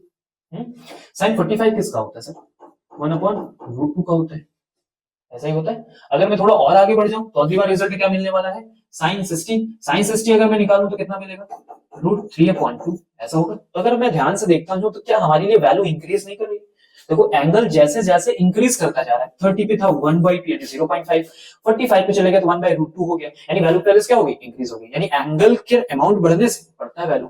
तो अभी देखो यहाँ 75 है, यहाँ 66 है और 0.8, तो सबसे ज्यादा वैल्यू कहां मिलने वाली है हमें, ग्लास टू वाटर में मिलने वाली है। अगर मैं यहाँ कंपेयर करके लिखूं तो सबसे ज्यादा एंगल बनेगा सी में, सी के बाद बनेगा किसमें ए में, और ए के बाद फिर किसमें बनेगा बी में। तो which one option is maximum for critical angle, option number C. आया समझ में, क्लियर हुआ, अगर नहीं क्लियर हुआ तो इसे बैक करें और बैक करके फिर से एक बार देखें जब तक ये अच्छे से आना जाए। तो अगर आप समझ गए हैं, सीख गए हैं, तो अगला क्वेश्चन फिर अब आपके नाम रहेगा। सीबीएसई 2023 में ये पूछा गया था, which of the following pair of media has the least value of critical angle, कम से कम चाहिए, यानी इस बार जब हम साइन इनवर्स का कैलकुलेशन करो जहां पे हमें मिनिमम वैल्यू मिल जाएगी दैट इज योर रिजल्ट, तो कम से कम वैल्यू मिल जाएगी, वहीं पे आपका आंसर आ जाएगा। तो इस ऑप्शन को, इस क्वेश्चन को आप जल्दी से करेंगे, पॉज करें और पॉज करके सॉल्व कर लें। क्लियर है, कर लिया सबने, अगर आप सबने सॉल्व कर लिया होगा तो आपको रिजल्ट क्या मिलने वाला है, डायमंड का रिजल्ट मिलने वाला है। अगर आप नहीं कर पाए हैं तो किसी न किसी रीजन से आप डायमंड के बारे में नहीं जानते थे, तो डायमंड के लिए जो रिफ्रैक्टिव इंडेक्स होता है वो होता है 2.42। तो आप इसे फिर से पॉज करें और जल्दी से सॉल्व करें और अपना ऑप्शन देखें। और हम चलते हैं अब नेक्स्ट क्वेश्चन पे, क्वेश्चन नंबर 22। क्या बात है, मजा आ रहा है आपको, क्वेश्चंस हो रहे हैं। देखो जब पढ़ने बैठना तो बीच में कब बैठ जाना, कि अब इसको मैं कर ही डालूंगा, ये नहीं कि हम बीच में उठ रहे हैं फिर इधर चले जा रहे हैं फिर हम नोटिफिकेशन चेक करें, जरा सब ऑफ कर दो। पढ़ते समय केवल पढ़ाई, तो मस्ती करते समय केवल मस्ती, तो बीच में मिक्स चीजें नहीं करनी है। अगर आप मिक्स करोगे तो ना कॉन्सेप्ट आएगा ना रिजल्ट आएगा, इसलिए केवल एक ही चीज करनी है। क्लियर है आपको, ओके। तो question number 22, a spherical convex surface of radius curvature 20 centimetre, देखो कौन आ गया है, स्फेरिकल कॉन्वेक्स सरफेस आ चुका है। तो कॉन्वेक्स सरफेस की बात कर ली जाए पहले, क्या होता है कैसे होता है। तो कॉन्वेक्स सरफेस में आपने देखा होगा एक फॉर्मूला हमें डिराइव किया जाता है, ऐसे करके हम यहाँ पे एक पॉइंट ऑब्जेक्ट रखते हैं, फिर रे आती है, फिर इंसिडेंट होती है, फिर हम यहाँ पे एक एंगल अल्फा लेते हैं, बीटा लेते हैं और फिर एक रिजल्ट फॉर्म करते हैं। तो वैसा ही कुछ है, चलिए पढ़ा जाए अपना question.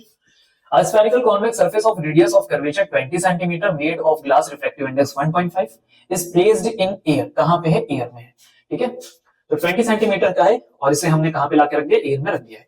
Find the position of the image formed if a point object is placed at 30 centimetre. तो हमने यहाँ पे एक ऑब्जेक्ट रखा है, पॉइंट ऑब्जेक्ट, और कितनी डिस्टेंस हमारी यहाँ से, हमारी जो डिस्टेंस यहाँ से आ रही है वो कितनी हो गई है 30 centimetre, okay, in front of convex surface on the principal axis. तो what we have to find the position of the image, यानी हमें इमेज की पोजीशन फाइंड आउट करनी है, जो भी हमारे लिए कैलकुलेट होगा। सिंपल है, ओके। तो पहले हमें इसका फॉर्मूला पता हो तब तो बात बने। तो आइए फॉर्मूला लिखते हैं हम लोग। तो फॉर्मूला लिखने से पहले कुछ बातें जान लेते हैं। एयर का रिफ्रैक्टिव इंडेक्स मैं म्यू1 ले लेता हूं, तो इस मीडियम का रिफ्रैक्टिव इंडेक्स क्या हो गया, म्यू2 हो गया। अब इस फॉर्मूले को याद करने का तरीका समझिए, कैसे याद करते हैं, देखिए हम लिखते हैं रिफ्रैक्टिव इंडेक्स में म्यू2, ठीक है। ये कौन सा है, जिस मीडियम में लाइट एंटर करेगी, और उसके अपॉन में हमेशा होता है डिस्टेंस ऑफ इमेज। फिर लिखा माइनस, जिस मीडियम से लाइट आ रही होती है वो लिखा, और उसके अपॉन में हम हमेशा क्या लिखते हैं, यू लिखते हैं। आगे बढ़ेंगे तो अब हम क्या करेंगे, μ2 माइनस μ1 और डिवाइडेड बाय लिखते हैं रेडियस ऑफ कर्वेचर r। क्या बात आपको समझ में, मैंने क्या बोला फिर से समझो। जिस मीडियम में आपकी लाइट जा रही है उसके अपॉन में हम v लिखेंगे, जिस मीडियम से आपकी लाइट आ रही है उसके अपॉन में हम u लिखेंगे, फिर दोनों का डिफरेंस लिख के r से डिवाइड कर देंगे। ऐसे करके हम याद करेंगे, मतलब थोड़ा थ्योरेटिकल हो जाएगा फॉर्मूला, तो दिमाग में बना रहेगा। ऐसे कि μ2 माने v, ऐसे करेंगे तो कंफ्यूजन होता है कि μ2 पहले था कि μ1 पहले था, तो ऐसे नहीं याद करना, कुछ साथ में ऐड कर लो तो ज्यादा आसान हो जाता है। ओके, तो चलते हैं μ2 बाय ऐड करते हैं, तो व्हाट इज द μ2, तो दैट इज द 1.5 अपॉन में v कैलकुलेट करना, माइनस μ1 कितना है, एयर के लिए कितनी वैल्यू होती है सर 1 होती है, तो 1 लिखा। कितने डिस्टेंस पे 30 सेंटीमीटर पे, तो मैंने आपको बताया था सर ये प्लस होगा कि माइनस, तो रे देखो इस तरफ जा रही है, मेजरमेंट आपका पोल से इस तरफ होगा अपोजिट, तो माइनस हो गया। μ2 माइनस μ1 करेंगे तो 1.5 माइनस 1 अपॉन में r की वैल्यू आ रही है, व्हाट इज r, तो जरा ध्यान से देखो कितना लिखा है 20 सेंटीमीटर, तो 20 सेंटीमीटर। अब से ये 20 सेंटीमीटर प्लस की माइनस, तो जब भी कभी कर्वेचर से चेक करना तो आप देखो कि कर्वेचर किस डायरेक्शन में कंप्लीट हो रहा है। तो देखो ये सर्किल बना हुआ है, अगर मैं इसको कंप्लीट करने की कोशिश करूंगा तो मैं पेन चेक करके आप बताता हूं, अगर मैं सर्किल को कंप्लीट करूंगा तो ये सर्किल कुछ ऐसा कंप्लीट होना चाहेगा, तो इसकी रेडियस कहां फॉर्म होगी, इनसाइड में, तो देखो ये रे की डायरेक्शन में ही तो आ गया, ऐसी कंडीशन में क्या होगा, पॉजिटिव होगा। आया सबको समझ में, क्लियर है। तो हम ऐसे करते हैं, क्या करेंगे, चेक कर लेंगे। तो आगे बढ़ते हैं हम लोग, थोड़ा मूव किया जाए तो लिखा हुआ है 1.5 upon b is equal to, देखिए माइनस माइनस क्या हो जाएगा, यहाँ पे प्लस हो जाएगा, तो सर ये हो गया प्लस, ये प्लस वाले भाई साहब उधर भेज दीजिए, 1.5 से माइनस 1 करेंगे तो बचेगा 0.5 अपॉन 20, ये हो गया माइनस 1/30। अगर मैं थोड़ा सा अच्छे से लिखूं तो क्या मैं 0.5 को 1/2 लिख सकता हूँ, तो 1/2 कितना हो गया, 1/40 हो गया, माइनस 1 हो गया 30। एलसीएम ले लिया जाए, 4 और 3 का एलसीएम कितना आ गया, 120 आ गया सर, तो ये लिखा है मेरा 30, सॉरी ये मेरा कितना लिखा हुआ है, कहाँ गई मेरी इरेजर, ओके, तो ये मेरा कितना लिखा हुआ है 3 माइनस, और ये मेरे कितना लिखा हुआ है 4, क्लियर, 40 3 जा 30 4 जा, तो रिजल्ट अगर मैं घुमा दूं सर तो मेरे पास कितना हो जाएगा, v upon 1.5 is equal to, that is the minus का 120। ओके, इस टर्म को भी इधर लेके आते हैं, तो ये लिखा हुआ है माइनस 120 इंटू 1.5 को क्या लिख सकते हो आप, 3/2, तो सर कैंसिल कर दो, कितना हो गया 6 3 जा कितना हो गया 180, तो दिस इज और 180 सेंटीमीटर माइनस में। ओके सर, माइनस में आ रहा है, यानी इमेज का फॉर्मेशन इधर नहीं हुआ है, अगर ये रेज आगे जाके फॉरवर्ड डायरेक्शन में ही कहीं एक दूसरे को कट करें या मीट करेंगे तो इमेज इधर फॉर्म होती, तो रिजल्ट भी क्या था, पॉजिटिव आता। लेकिन देखो आंसर के आगे क्या है, नेगेटिव आया, मतलब हम इधर कहीं, यानी एक्चुअल में रे मीट नहीं कर रही है। अगर मीट नहीं करेगी तो आपको पता है कि कौन सी कहानी होने वाली, वर्चुअल की, यानी ये ऑप्शन सही होने वाला है या फिर ये ऑप्शन, तो रियल वाले सर कैंसिल कर दो। अब कितना है 180 सेंटीमीटर, तो देखो 180 सेंटीमीटर कहीं लिखा है क्या, the last option is correct, तो हो गया हमारे पास, sorry that is a real, the first option is correct. कितना लिखा हुआ है, virtual and 180 centimetre, simple. Okay, तो चलते हैं अपने नेक्स्ट पे, सबको क्लियर हो गई बात। ओके, तो क्वेश्चन नंबर 23 2024 में आया हुआ है, इसलिए हमने पहले से प्रैक्टिस कर ली है, तो वीडियो को पॉज करें और जल्दी से मुझे आंसर बता दें, क्लियर है। ओके,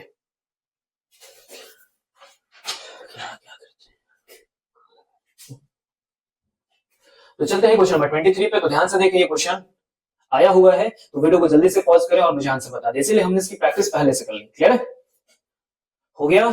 ओके, चलिए ट्राई करते हैं नेक्स्ट क्वेश्चन अपना।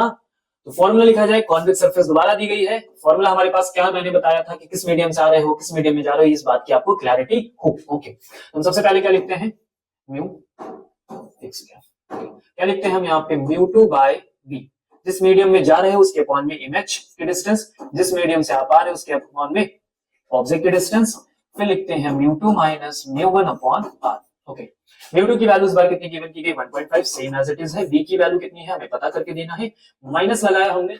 अब हमारे पास आ गया μ1, कहां पे रखा हुआ है सर, तो कोई बात ऐसी बताई नहीं उन्होंने, तो हम क्या करेंगे, इसे एयर ही मानकर चलेंगे, तो दैट इज द 1 अपॉन में क्या आ गया u की वैल्यू कितनी दी गई है, 60 सेंटीमीटर गिवन की गई है, तो हम यहाँ पे लिखेंगे 1.5 माइनस 1 डिवाइडेड बाई r कितना गिवन किया गया है, तो देखो small r is equal to 40 centimetre, तो 40 भी कैसा रहेगा, पॉजिटिव रहेगा। आपको मैंने बताया u हमारा नेगेटिव ही होता है, तो माइनस हो गया, तो सर ये माइनस माइनस क्या हो गया, प्लस हो गया। 1.5 upon b is equal to, sir उधर दीजिए, तो लिखा हुआ है 0.5 अपॉन 40 और माइनस में लिखा है 1/60। अगर मैं इसे 1/2 लिखूं तो मैंने लिख दिया इसे 1/80 माइनस 1/60। अगर हम रिजल्ट कैलकुलेट करें तो 8 6 कितना होता है सर, 8 6 कितना होता है सर, 40। ओके, एलसीएम ले लिया जाए तो हमारे पास आ गया 6 माइनस 8।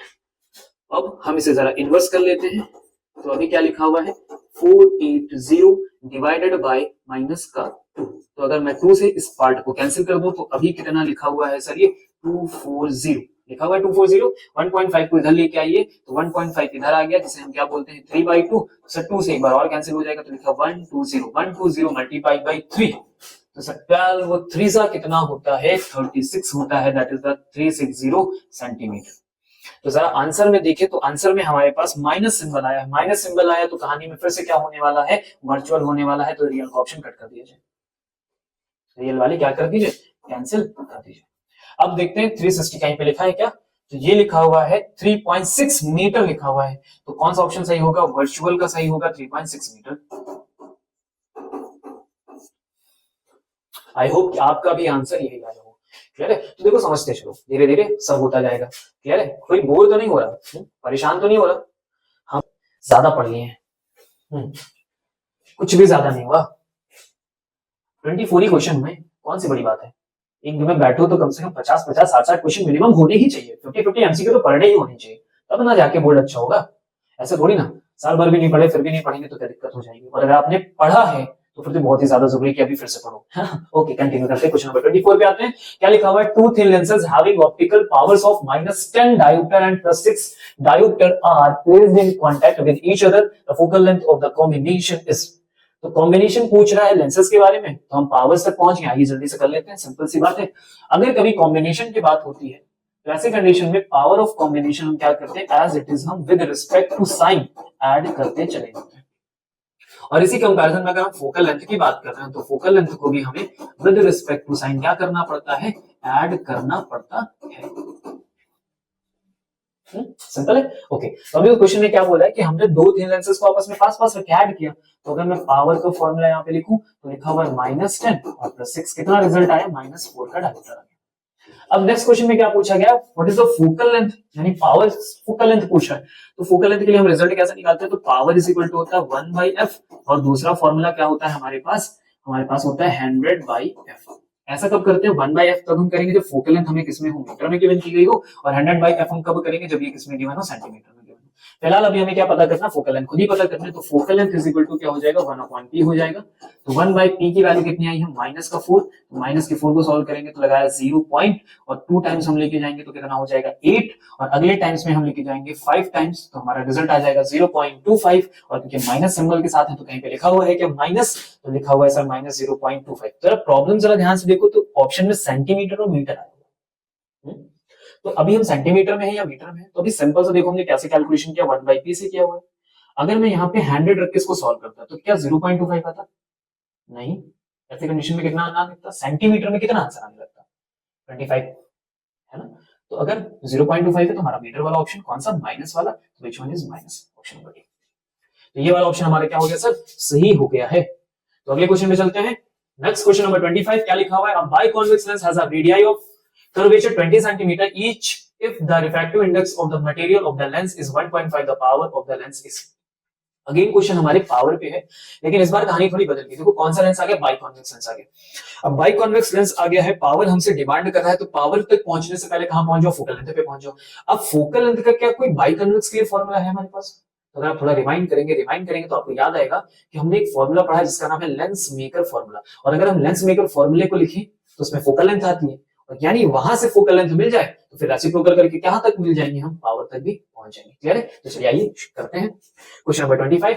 तो पहले लेंस मेकर फॉर्मूला लिख लिया जाए सर, तो ये फॉर्मूला बहुत ही इंपॉर्टेंट है, आप इसका डेरिवेशन बहुत अच्छे से तैयार कर लें, है ना, चांसेस होते हैं इसके आने के। तो 1/f इज इक्वल टू क्या होता है, इसका फॉर्मूला क्या होता है, तो ध्यान से देखिएगा, लिखेंगे रिफ्रैक्टिव इंडेक्स -1, और ये रिफ्रैक्टिव इंडेक्स होता है रिलेटिव, और फिर अगले ब्रैकेट में क्या लिखा होता है 1/r1 -1/r2।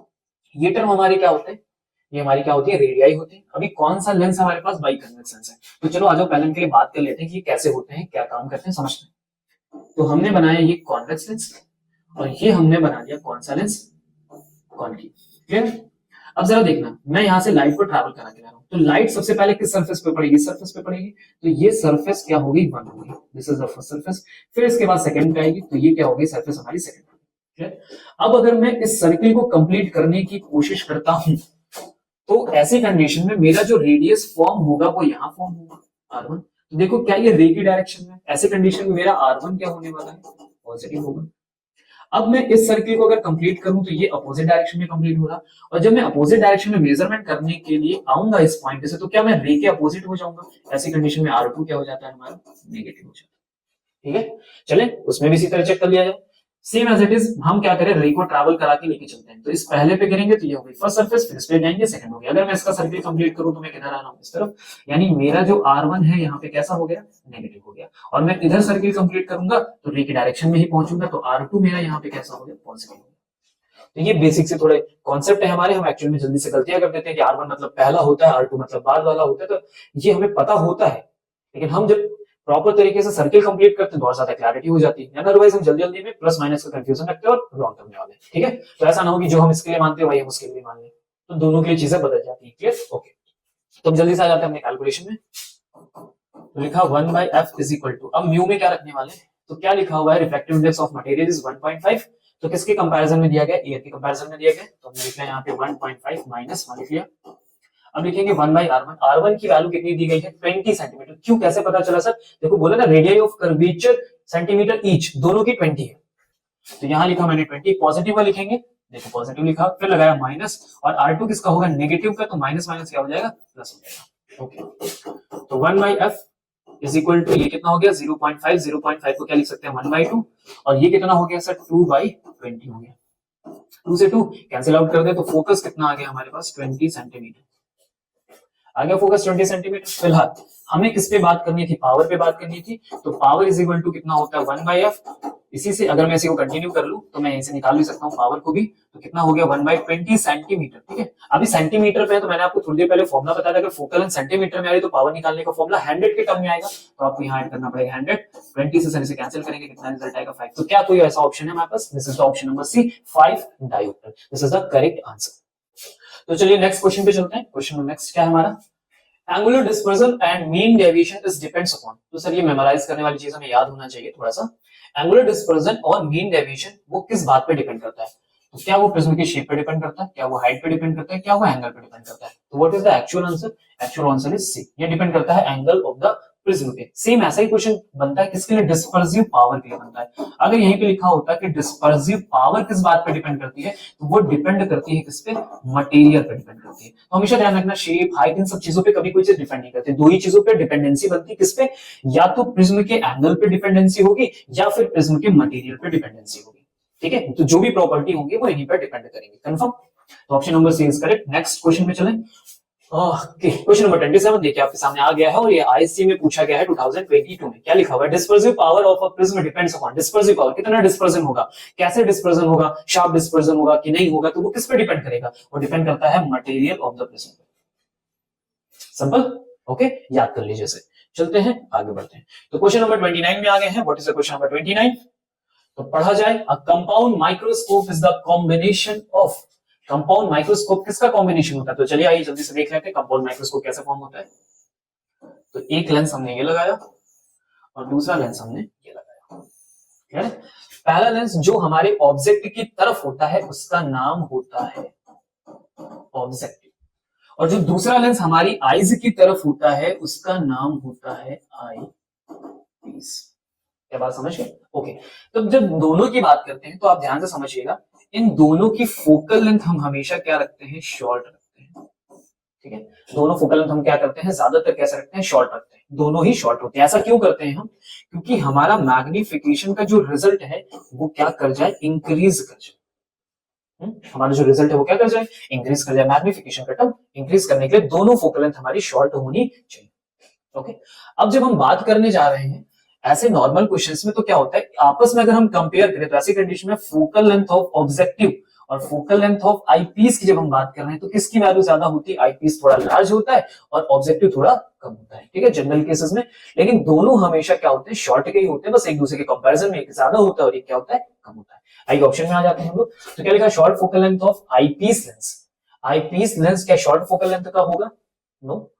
Okay, large focal length of objective lens, क्या लार्ज फोकल लेंथ होगी ऑब्जेक्टिव लेंस की? तो गलत हो गया।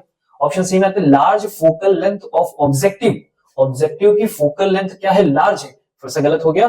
D short focal length of objective and large focal length of eyepiece. तो अगर हम सारे ऑप्शंस में देखें तो ज्यादा ऑप्शन हमारे लिए बेटर कौन सा, डी ऑप्शन, जिसमें एक दूसरे से कंपेयर करके रिजल्ट दिया गया कि एक वैल्यू ज्यादा है और एक वैल्यू क्या है, कम है। क्लियर हो गया?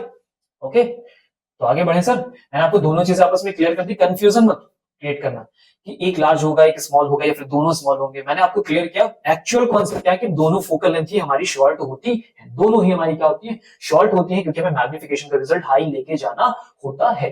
ठीक है, क्लियर है? और अगर हम आपस में कंपैरिजन करके इनकी बात करें तो ऑब्जेक्टिव और आईपीस के कंपैरिजन में आईपीस का फोकल लेंथ थोड़ा ज्यादा होगा और ऑब्जेक्टिव का थोड़ा कम होगा। ऐसे कंडीशन में हम इस ऑप्शन के साथ जा रहे हैं। ओके, तो आगे बढ़ते हैं हम नेक्स्ट क्वेश्चन पे। क्वेश्चन नंबर 30 क्या लिखा हुआ है, in an astronomical telescope of refracting type. Refracting type वाले टेलीस्कोप में देखिए क्या लिखा हुआ है, ऑब्जेक्टिव स्मॉल होगा, ऑब्जेक्टिव लार्ज होगा, यानी फिर से सेम ऐसा ही क्वेश्चन आया है, पूछा गया।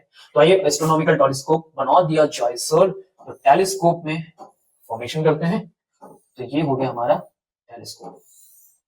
इस बार हमने क्या किया है, ऑब्जेक्टिव का फोकल लेंथ इंक्रीज कर दिया और आईपीस का डिक्रीज कर दिया। ऐसा क्यों हुआ, ऐसा कैसे पता चला कि यही करना है, क्यों ऐसा होता है जरा समझिएगा। टेलीस्कोप में हम क्या करते हैं, बहुत दूर के ऑब्जेक्ट को देखते हैं, है ना, और अगर कोई ऑब्जेक्ट बहुत ज्यादा दूर है तो वहां से हमें लाइट आ रही होती, पैरेलल लाइट्स आ रही होती। तो अगर हम इमेज को ज्यादा क्लियर बनाना चाहते हैं तो ऐसे कंडीशन में उस ऑब्जेक्ट से ज्यादा रेस को हमें क्या करना होगा, इकट्ठा करना होगा, यानी कन्वर्ज करना होगा। क्लियर है? अगर फॉर एग्जांपल हम लेंस को छोटा रख दें तो बहुत सारी रेस ऊपर से निकल जाएंगी। तो हम क्या करने की कोशिश करें, ज्यादा से ज्यादा रेस को कवर करने की कोशिश करें, जिससे क्लियर इंफॉर्मेशन है कि एक्चुअल में ऑब्जेक्ट दिखता कैसे।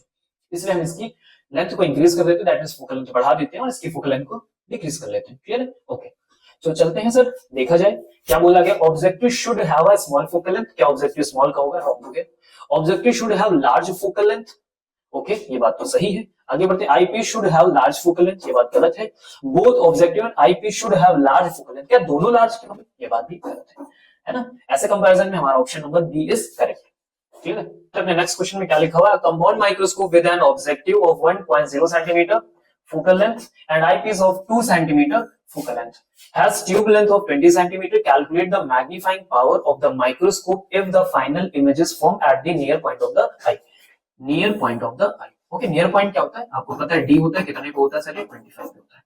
ओके, तो हमें मैग्नीफाइंग पावर कैलकुलेट करनी है, तो उसके लिए फॉर्मूला पता होना चाहिए। तो सबसे पहले लिख लेते हैं हमें क्या गिवन किया गया। ओके, जल्दी आज लिखते हैं। तो लिखा हुआ है FO, what is the FO, objective focal length 1 centimetre. फिर क्या लिखा हुआ है, आईपीस फोकल लेंथ कितनी है, 2 सेंटीमीटर। इसके बाद हमें क्या गिवन किया गया, has a tube length of 20 centimetre. तो ट्यूब लेंथ हमारे पास कितनी हो चुकी है, capital L is equal to 20 centimetre. क्या कैलकुलेट करके देना, मैग्निफिकेशन। अब ध्यान से समझिएगा, कंपाउंड माइक्रोस्कोप में जो मैग्निफिकेशन कैलकुलेट किया जाता है वो दो तरीके से कैलकुलेट होता है। पहला कैलकुलेट कब होता है, जब हमारी इमेज का फॉर्मेशन कहां पे हो रहा हो, डिस्टिंक्ट विजन लीस्ट डिस्टेंस पे हो रहा है, दैट इज 25 सेंटीमीटर पे हो रहा हो। और दूसरा फॉर्मूला हमारा फॉर्म होता है कब, जब हमारा इमेज का फॉर्मेशन हो रहा हो इन्फिनिटी पे, यानी फॉर रिलैक्स्ड आईज के लिए हो रहा हो। तो ऐसे करके दो फॉर्मूले बनते हैं। तो पहले हम दोनों फॉर्मूले लिख लेते हैं, देन फिर आगे बढ़ते हैं। तो m इज इक्वल टू होता है minus L by F O, bracket में लिखा होगा 1 plus D by F T. ये होगा हमारा पहला फॉर्मूला। ये कब यूज होता है, जब हम कहां पे फॉर्म कर रहे हो, 25 पे। अगला फॉर्मूला होता है minus L by F O D by F T. ये फॉर्मूला हमारा कब होता है, जब हमारा फॉर्मेशन इमेज का कहां हो, इन्फिनिटी पे। तो अगर अभी आप ध्यान से देखेंगे तो हमारे में क्या लिखा हुआ है, image formed at the near point of the, यानी 25, और ये फॉर्मूला हम यूज करेंगे, यानी इंपॉर्टेंट इंफॉर्मेशन हमारी यहाँ पे। चलिए जल्दी से कैलकुलेशन कर लिया जाए। m is equal to L by L की वैल्यू कितनी दी है, 20, एफ ओ की वैल्यू होगी 1, ब्रैकेट में चलते हैं, लिखेंगे 1 प्लस डी कितना होता है, 25 होता है, और एफ ए की वैल्यू कितनी गिवन की गई है, 2 वैल्यू गिवन की गई है। तो ये हो गया 20 इंटू लिखा हुआ है 1 प्लस 25 बाई 2 करेंगे तो कितना आएगा, 12.5। 12.5 में 1 ऐड करेंगे तो कितना हो जाएगा, 13.5। और अगर मैं 2 से 13.5 को मल्टीप्लाई करूं तो कितना आएगा, 27। और 27 के साथ अगर मैं 0 को ऐड कर दूं तो कितना हो जाएगा, 270। What is your result, option number C is correct. 270 का मैग्निफिकेशन हमें मिलेगा। अगर मान लो यहां लिखा होता है कि image formed at the infinity, then हम कौन सा फॉर्मूला यूज करते हैं, डी बाई एफ ई का यूज करते हैं। क्लियर है आपको? ओके, आगे बढ़े सर। तो चलते हैं क्वेश्चन नंबर नेक्स्ट पे। क्वेश्चन नंबर नेक्स्ट दिया गया है और 24 में पूछा भी गया है, तो आपको पता है कि अब क्या करना है। वीडियो को जल्दी से पॉज करें और दौड़ के आंसर बताएं, जल्दी से फास्ट, जल्दी से पॉज करिए और कैलकुलेट करके आंसर बताइए, और कोशिश करिए कि सही आंसर ही आप कैलकुलेट करके दें। हो गया, बढ़े आगे सर। ओके, तो पढ़ते हैं क्वेश्चन को, क्या लिखा था, focal length of objective and the eyepiece of a compound microscope are 1 centimetre and 2 centimetre respectively. If the tube of the microscope is 10 centimeter, the magnification obtained by the microscope for most suitable viewing by relaxed eye. सभी को जरा नाम आ गया, क्या आ गया है, बोला गया है रिलैक्स्ड आई. तो रिलैक्स्ड आई कहां पे होती है, इन्फिनिटी पे होती है. यानी कौन सा फॉर्मूला यूज करना है, तो फॉर्मूला हम यूज करेंगे F is equal to L by F O, और ब्रैकेट में क्या लिखा होगा, D बाई एफ ई. क्यों, क्योंकि इन्फिनिटी पे बननी चाहिए. सिंपल. ओके, तो जल्दी से आ जाते हैं अपने फॉर्मूले में. ट्यूब लेंथ कितनी दी है, 10 सेंटीमीटर. एफ ओ की वैल्यू कितनी दी गई है, ऑब्जेक्टिव कितना दिया गया है, 1 दिया गया है, और अंदर पहुंचेंगे तो डी की वैल्यू लिखेंगे 25 और एफ ई की वैल्यू कितनी गिवन की गई है, 2. तो अगर हम यहाँ पे मल्टीप्लाई करेंगे तो लिखा है 10, 25 मतलब 12.5, यानी कितना हो गया, 125 का. कोई ऑप्शन मिल रहा है sir, option number D is correct. आया सबको समझ में, क्लियर है, कंफर्म. बढ़े आगे. ओके, चलते हैं नेक्स्ट क्वेश्चन पे. और नेक्स्ट क्वेश्चन पे क्या लिखा हुआ है सर, हाँ, सबसे डर तो इसी से लगता है. Two statements are given, one labeled assertion and A, the other labeled reason. Select the correct answer from the codes A, B, C and D as given below. Option A हमें cover करके देना है. Both assertion and reason are true and reason are is correct explanation of the assertion. हम इन्हें भी add क्यों कर रहे हैं, क्योंकि ये भी एमसीक्यू जैसे होते हैं और रीजन एसर्शन की प्रैक्टिस जरूर होनी चाहिए. क्योंकि अभी ये न्यूली ऐड हुआ है, तो क्या होता है कि हम इनकी प्रैक्टिस कभी करते नहीं, क्योंकि 4 आते हैं तो चलो ठीक है लगा देंगे. तो ज्यादातर लोग क्या करते हैं, ए लगा दिया, बी लगा दिया, सी सर कोई तो सही हो जाएगा. नहीं, ऐसा नहीं करना है, क्योंकि कॉन्सेप्ट के क्वेश्चन होते हैं, कॉन्सेप्चुअली होते हैं. अगर हम चीजों को थोड़ा अच्छे से पढ़ लें, कॉन्सेप्ट के साथ पढ़ लें, तो ये भी आराम से हो जाते हैं. और ये और ज्यादा अच्छे से तब होते हैं जब हम इनकी प्रैक्टिस कर लें. है, तो इसीलिए मैंने इनको भी क्या किया, अपने साथ ऐड किया हुआ है. चलिए आइए आगे बढ़ते हैं. तो ए हम तब करेंगे जब दोनों बातें सही हो और रीजन एक्सर्शन का करेक्ट एक्सप्लेनेशन कर रहा हूं. बी में आएंगे तो क्या लिखा हुआ है, both assertion are true but reason is not correct explanation of the assertion. तो ऐसी कंडीशन में बी के साथ जाएंगे. सी ऑप्शन में हमें क्या करना है, assertion A is true but reason is false, और डी में क्या करना है, assertion A is false and reason R is also false, यानी दोनों क्या हो, गलत हो. तो आपने बात को समझ लिया है, इंस्ट्रक्शन को पढ़ लिया है, तो हम चलते हैं अपने रीजन और असर्शन पे. क्या लिखा हुआ है रीजन असर्शन में, सीबीएसई 2024 में पूछा गया है ये क्वेश्चन. क्या लिखा है असर्शन में, a convex lens when immersed in a liquid disappears. जब हम कॉन्वेक्स लेंस को किसी मीडियम में इमर्स्ड करते हैं, मतलब लिक्विड में इमर्स्ड करते हैं, तो वो क्या हो जा रहा है, गायब हो जाता है. अब जरा ये गायब होने वाली बात क्या है, चलो आज समझते हैं. तो कॉन्वेक्स लेंस के लिए फॉर्मूला लिखूं मैं, तो मैं लिखा हूं 1/f is equal to mu minus 1, और हो गया 1/r1 माइनस 1/r2. ऐसा फॉर्मूला है. किसी लिक्विड में ले जाके हमें रखना है, ठीक है. तो जब हम लिक्विड में रखें तो ये गायब हो जाए. गायब होने का मतलब आप ऐसे समझ सकते हैं, ये मान लेते हैं कि लिक्विड हो गया, ठीक है, ऐसा करके. और आपको कैसे पता चलता है कि उस लिक्विड में कुछ रखा गया है, तो ये हमें तब पता चलता है जब हमारी लाइट क्या हो, ऐसे ट्रैवल करके जा रही हो और रास्ते में क्या हो, थोड़ी बहुत डेविएट हो जाए, इधर डेविएट हो जाए, इधर डेविएट हो जाए. तो ऐसी कंडीशन में क्या लगता है कि कुछ ना कुछ यहाँ पे है, क्योंकि मीडियम चेंज हुआ तो रास्ता बदला. जब रास्ता बदला तभी कुछ डिफरेंस पता चलेगा. अब डिसअपियर की कंडीशन में क्या है कि लाइट सीधा ट्रैवल करते चली जा रही है, कुछ बदलाव ही नहीं हो रहा, तो क्या आपको पता चलेगा कि इस मीडियम में कुछ रखा गया, बिल्कुल नहीं पता चलेगा.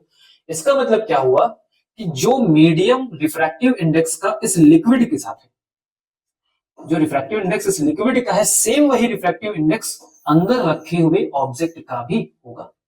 यानी refractive index of convex lens का बराबर होना चाहिए किसके, लिक्विड के. ऐसी कंडीशन में क्या होगा, ये डिसअपियर हो जाएगा. डिसअपियर हो जाएगा मतलब लाइट सीधे सीधे ट्रैवल करनी चाहिए. अभी सीधे सीधे ट्रैवल करने वाला कौन सा, यहां जरा समझ लो, मैंने यहां लिखा म्यू, तो यहां पे क्या होता है, म्यू बाय म्यू. क्लियर है. अब हम इसको कंपेयर करते हैं, तो म्यू ऑफ लेंस का मतलब हो गया एल और लिक्विड का मतलब हो गया एल माइनस 1. दोनों चीजें आपस में बराबर हो गई, तो अगर मैं यहां रिजल्ट देखूं तो क्या बनेगा, 1 माइनस 1. 1 माइनस 1 कितना हो गया, 0. यानी 1/f की वैल्यू क्या आ गई, 0.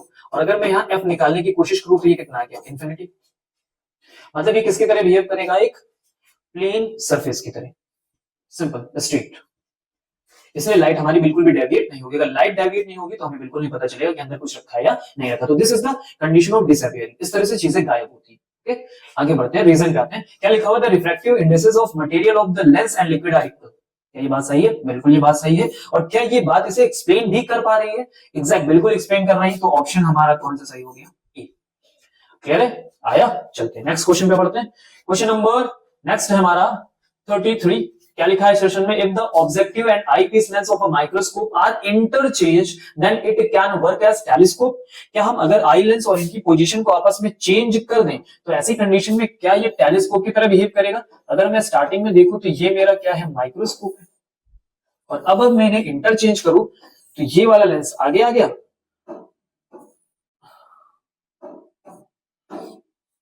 ये वाला लेंस क्या हो गया, आगे आ गया, और ये लेंस यहाँ पे आ गया। अगर मैं देखूं फिगर से तो आप सिंपल सी बात है, इसे माइक्रोस्कोप ही बोलोगे और इसे टेलीस्कोप ही बोलोगे। तो इंटरचेंज करने पे क्या वर्क उनका चेंज हो गया, इट कैन वर्क, मतलब ऐसा कर सकता है, हाँ बिल्कुल कर सकता है, कर सकता है, ठीक है, तो ये बात सही है, पहली बात हमारी करेक्ट होगी। रीजन पे आते हैं, the objective lens of telescope has small focal length. The objective lens of telescope, कौन होता है ऑब्जेक्टिव, ऑब्जेक्टिव तरफ वाला, क्या इसकी फोकल लेंथ स्मॉल होती है? ये बात तो गलत हो गई सर, ऐसा नहीं होता है, तो लार्ज फोकल लेंथ का होता है, तो रीजन हमारा रॉन्ग हो गया, तो एक्सप्लेनेशन की कोई बात ही नहीं बनती। तो ऑप्शन नंबर कौन सा सही है सर, ए सही है, आर गलत हो गया, option number C is correct option. चलते क्वेश्चन नंबर 34 पे, एक्सप्रेशन क्या लिखा हुआ है, 2024 में आया हुआ है, तो बहुत ही अच्छे से समझना है। The magnifying power of a compound microscope is negative. The magnifying power of a compound microscope is negative. Yes, बिल्कुल बात सही है। अभी हमने m का जब फॉर्मूला लिखा था तो क्या लिखा था, -l/f को ब्रैकेट में 1 + d/ft, तो यहाँ पे माइनस सिंबल लिखा था, तो ये बात सिर्फ सही होगी, नेगेटिव होता है। अगर आप फाइनल समझना चाहो कि कैसे कैसे नेगेटिव कैसे होता है, तो आपने देखा होगा कि जब हम यहाँ पे इमेज को फॉर्मेशन करते हैं, फाइनली जब हमारी यहाँ पे इमेज फॉर्म हो जाती है, तो आपने देखा होगा इससे फाइनली जो इमेज बनती है वो यहाँ पे आती है ऐसे करके, तो हम इसको लिखते हैं ए बी, इससे एक इमेज फॉर्म होती है तो हम इससे लिखते हैं ए डैश बी डैश, और फाइनली जब हम यहाँ पहुंचते तो क्या लिखते हैं, ए डबल डैश और बी डबल डैश। तो ऐसे कंडीशन में अगर आप देखोगे तो आपने ऑब्जेक्ट सीधा रखा है, इमेज उल्टा मिल रही है यानी इन्वर्टेड आ रही है, इन्वर्टेड की कंडीशन में ये रिजल्ट नेगेटिव देगा और ये रिजल्ट कैसा देगा, पॉजिटिव। अगर मैग्निफिकेशन में जाओगे तो height of image divided by height of object लिखोगे, हाइट ऑफ इमेज कैसे आ रही है, नेगेटिव आ रही है, हाइट ऑफ ऑब्जेक्ट कैसा है, पॉजिटिव, तो रिजल्ट कैसा हो गया, नेगेटिव हो गया। तो पहली बात क्या होगी, बिल्कुल सही हो गई, और फॉर्मूले से भी हमें पता चल रहा है।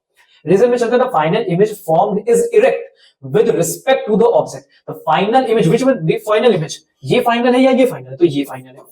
क्या फाइनल इमेज हमारी इरेक्ट है? इरेक्ट का मतलब क्या होता है, सीधा। किसके कंपैरिजन में, रिस्पेक्ट टू द ऑब्जेक्ट। क्या ऑब्जेक्ट के कंपैरिजन में सीधा बनी है? नो, ये तो इन्वर्टेड है। सीधा कैसे होता है सर, ऐसे बनी होनी चाहिए। तो क्या ये बात गलत है? बिल्कुल गलत है, रॉन्ग है।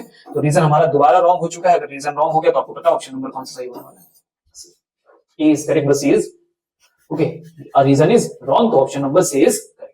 क्लियर है? ओके, तो हम चलते हैं नेक्स्ट पे। तो क्वेश्चन नंबर 35 है हमारे पास, क्या लिखा हुआ है क्वेश्चन नंबर 35 में, propagation of light through an optical fiber is due to internal reflection taking place at the core cladding interface।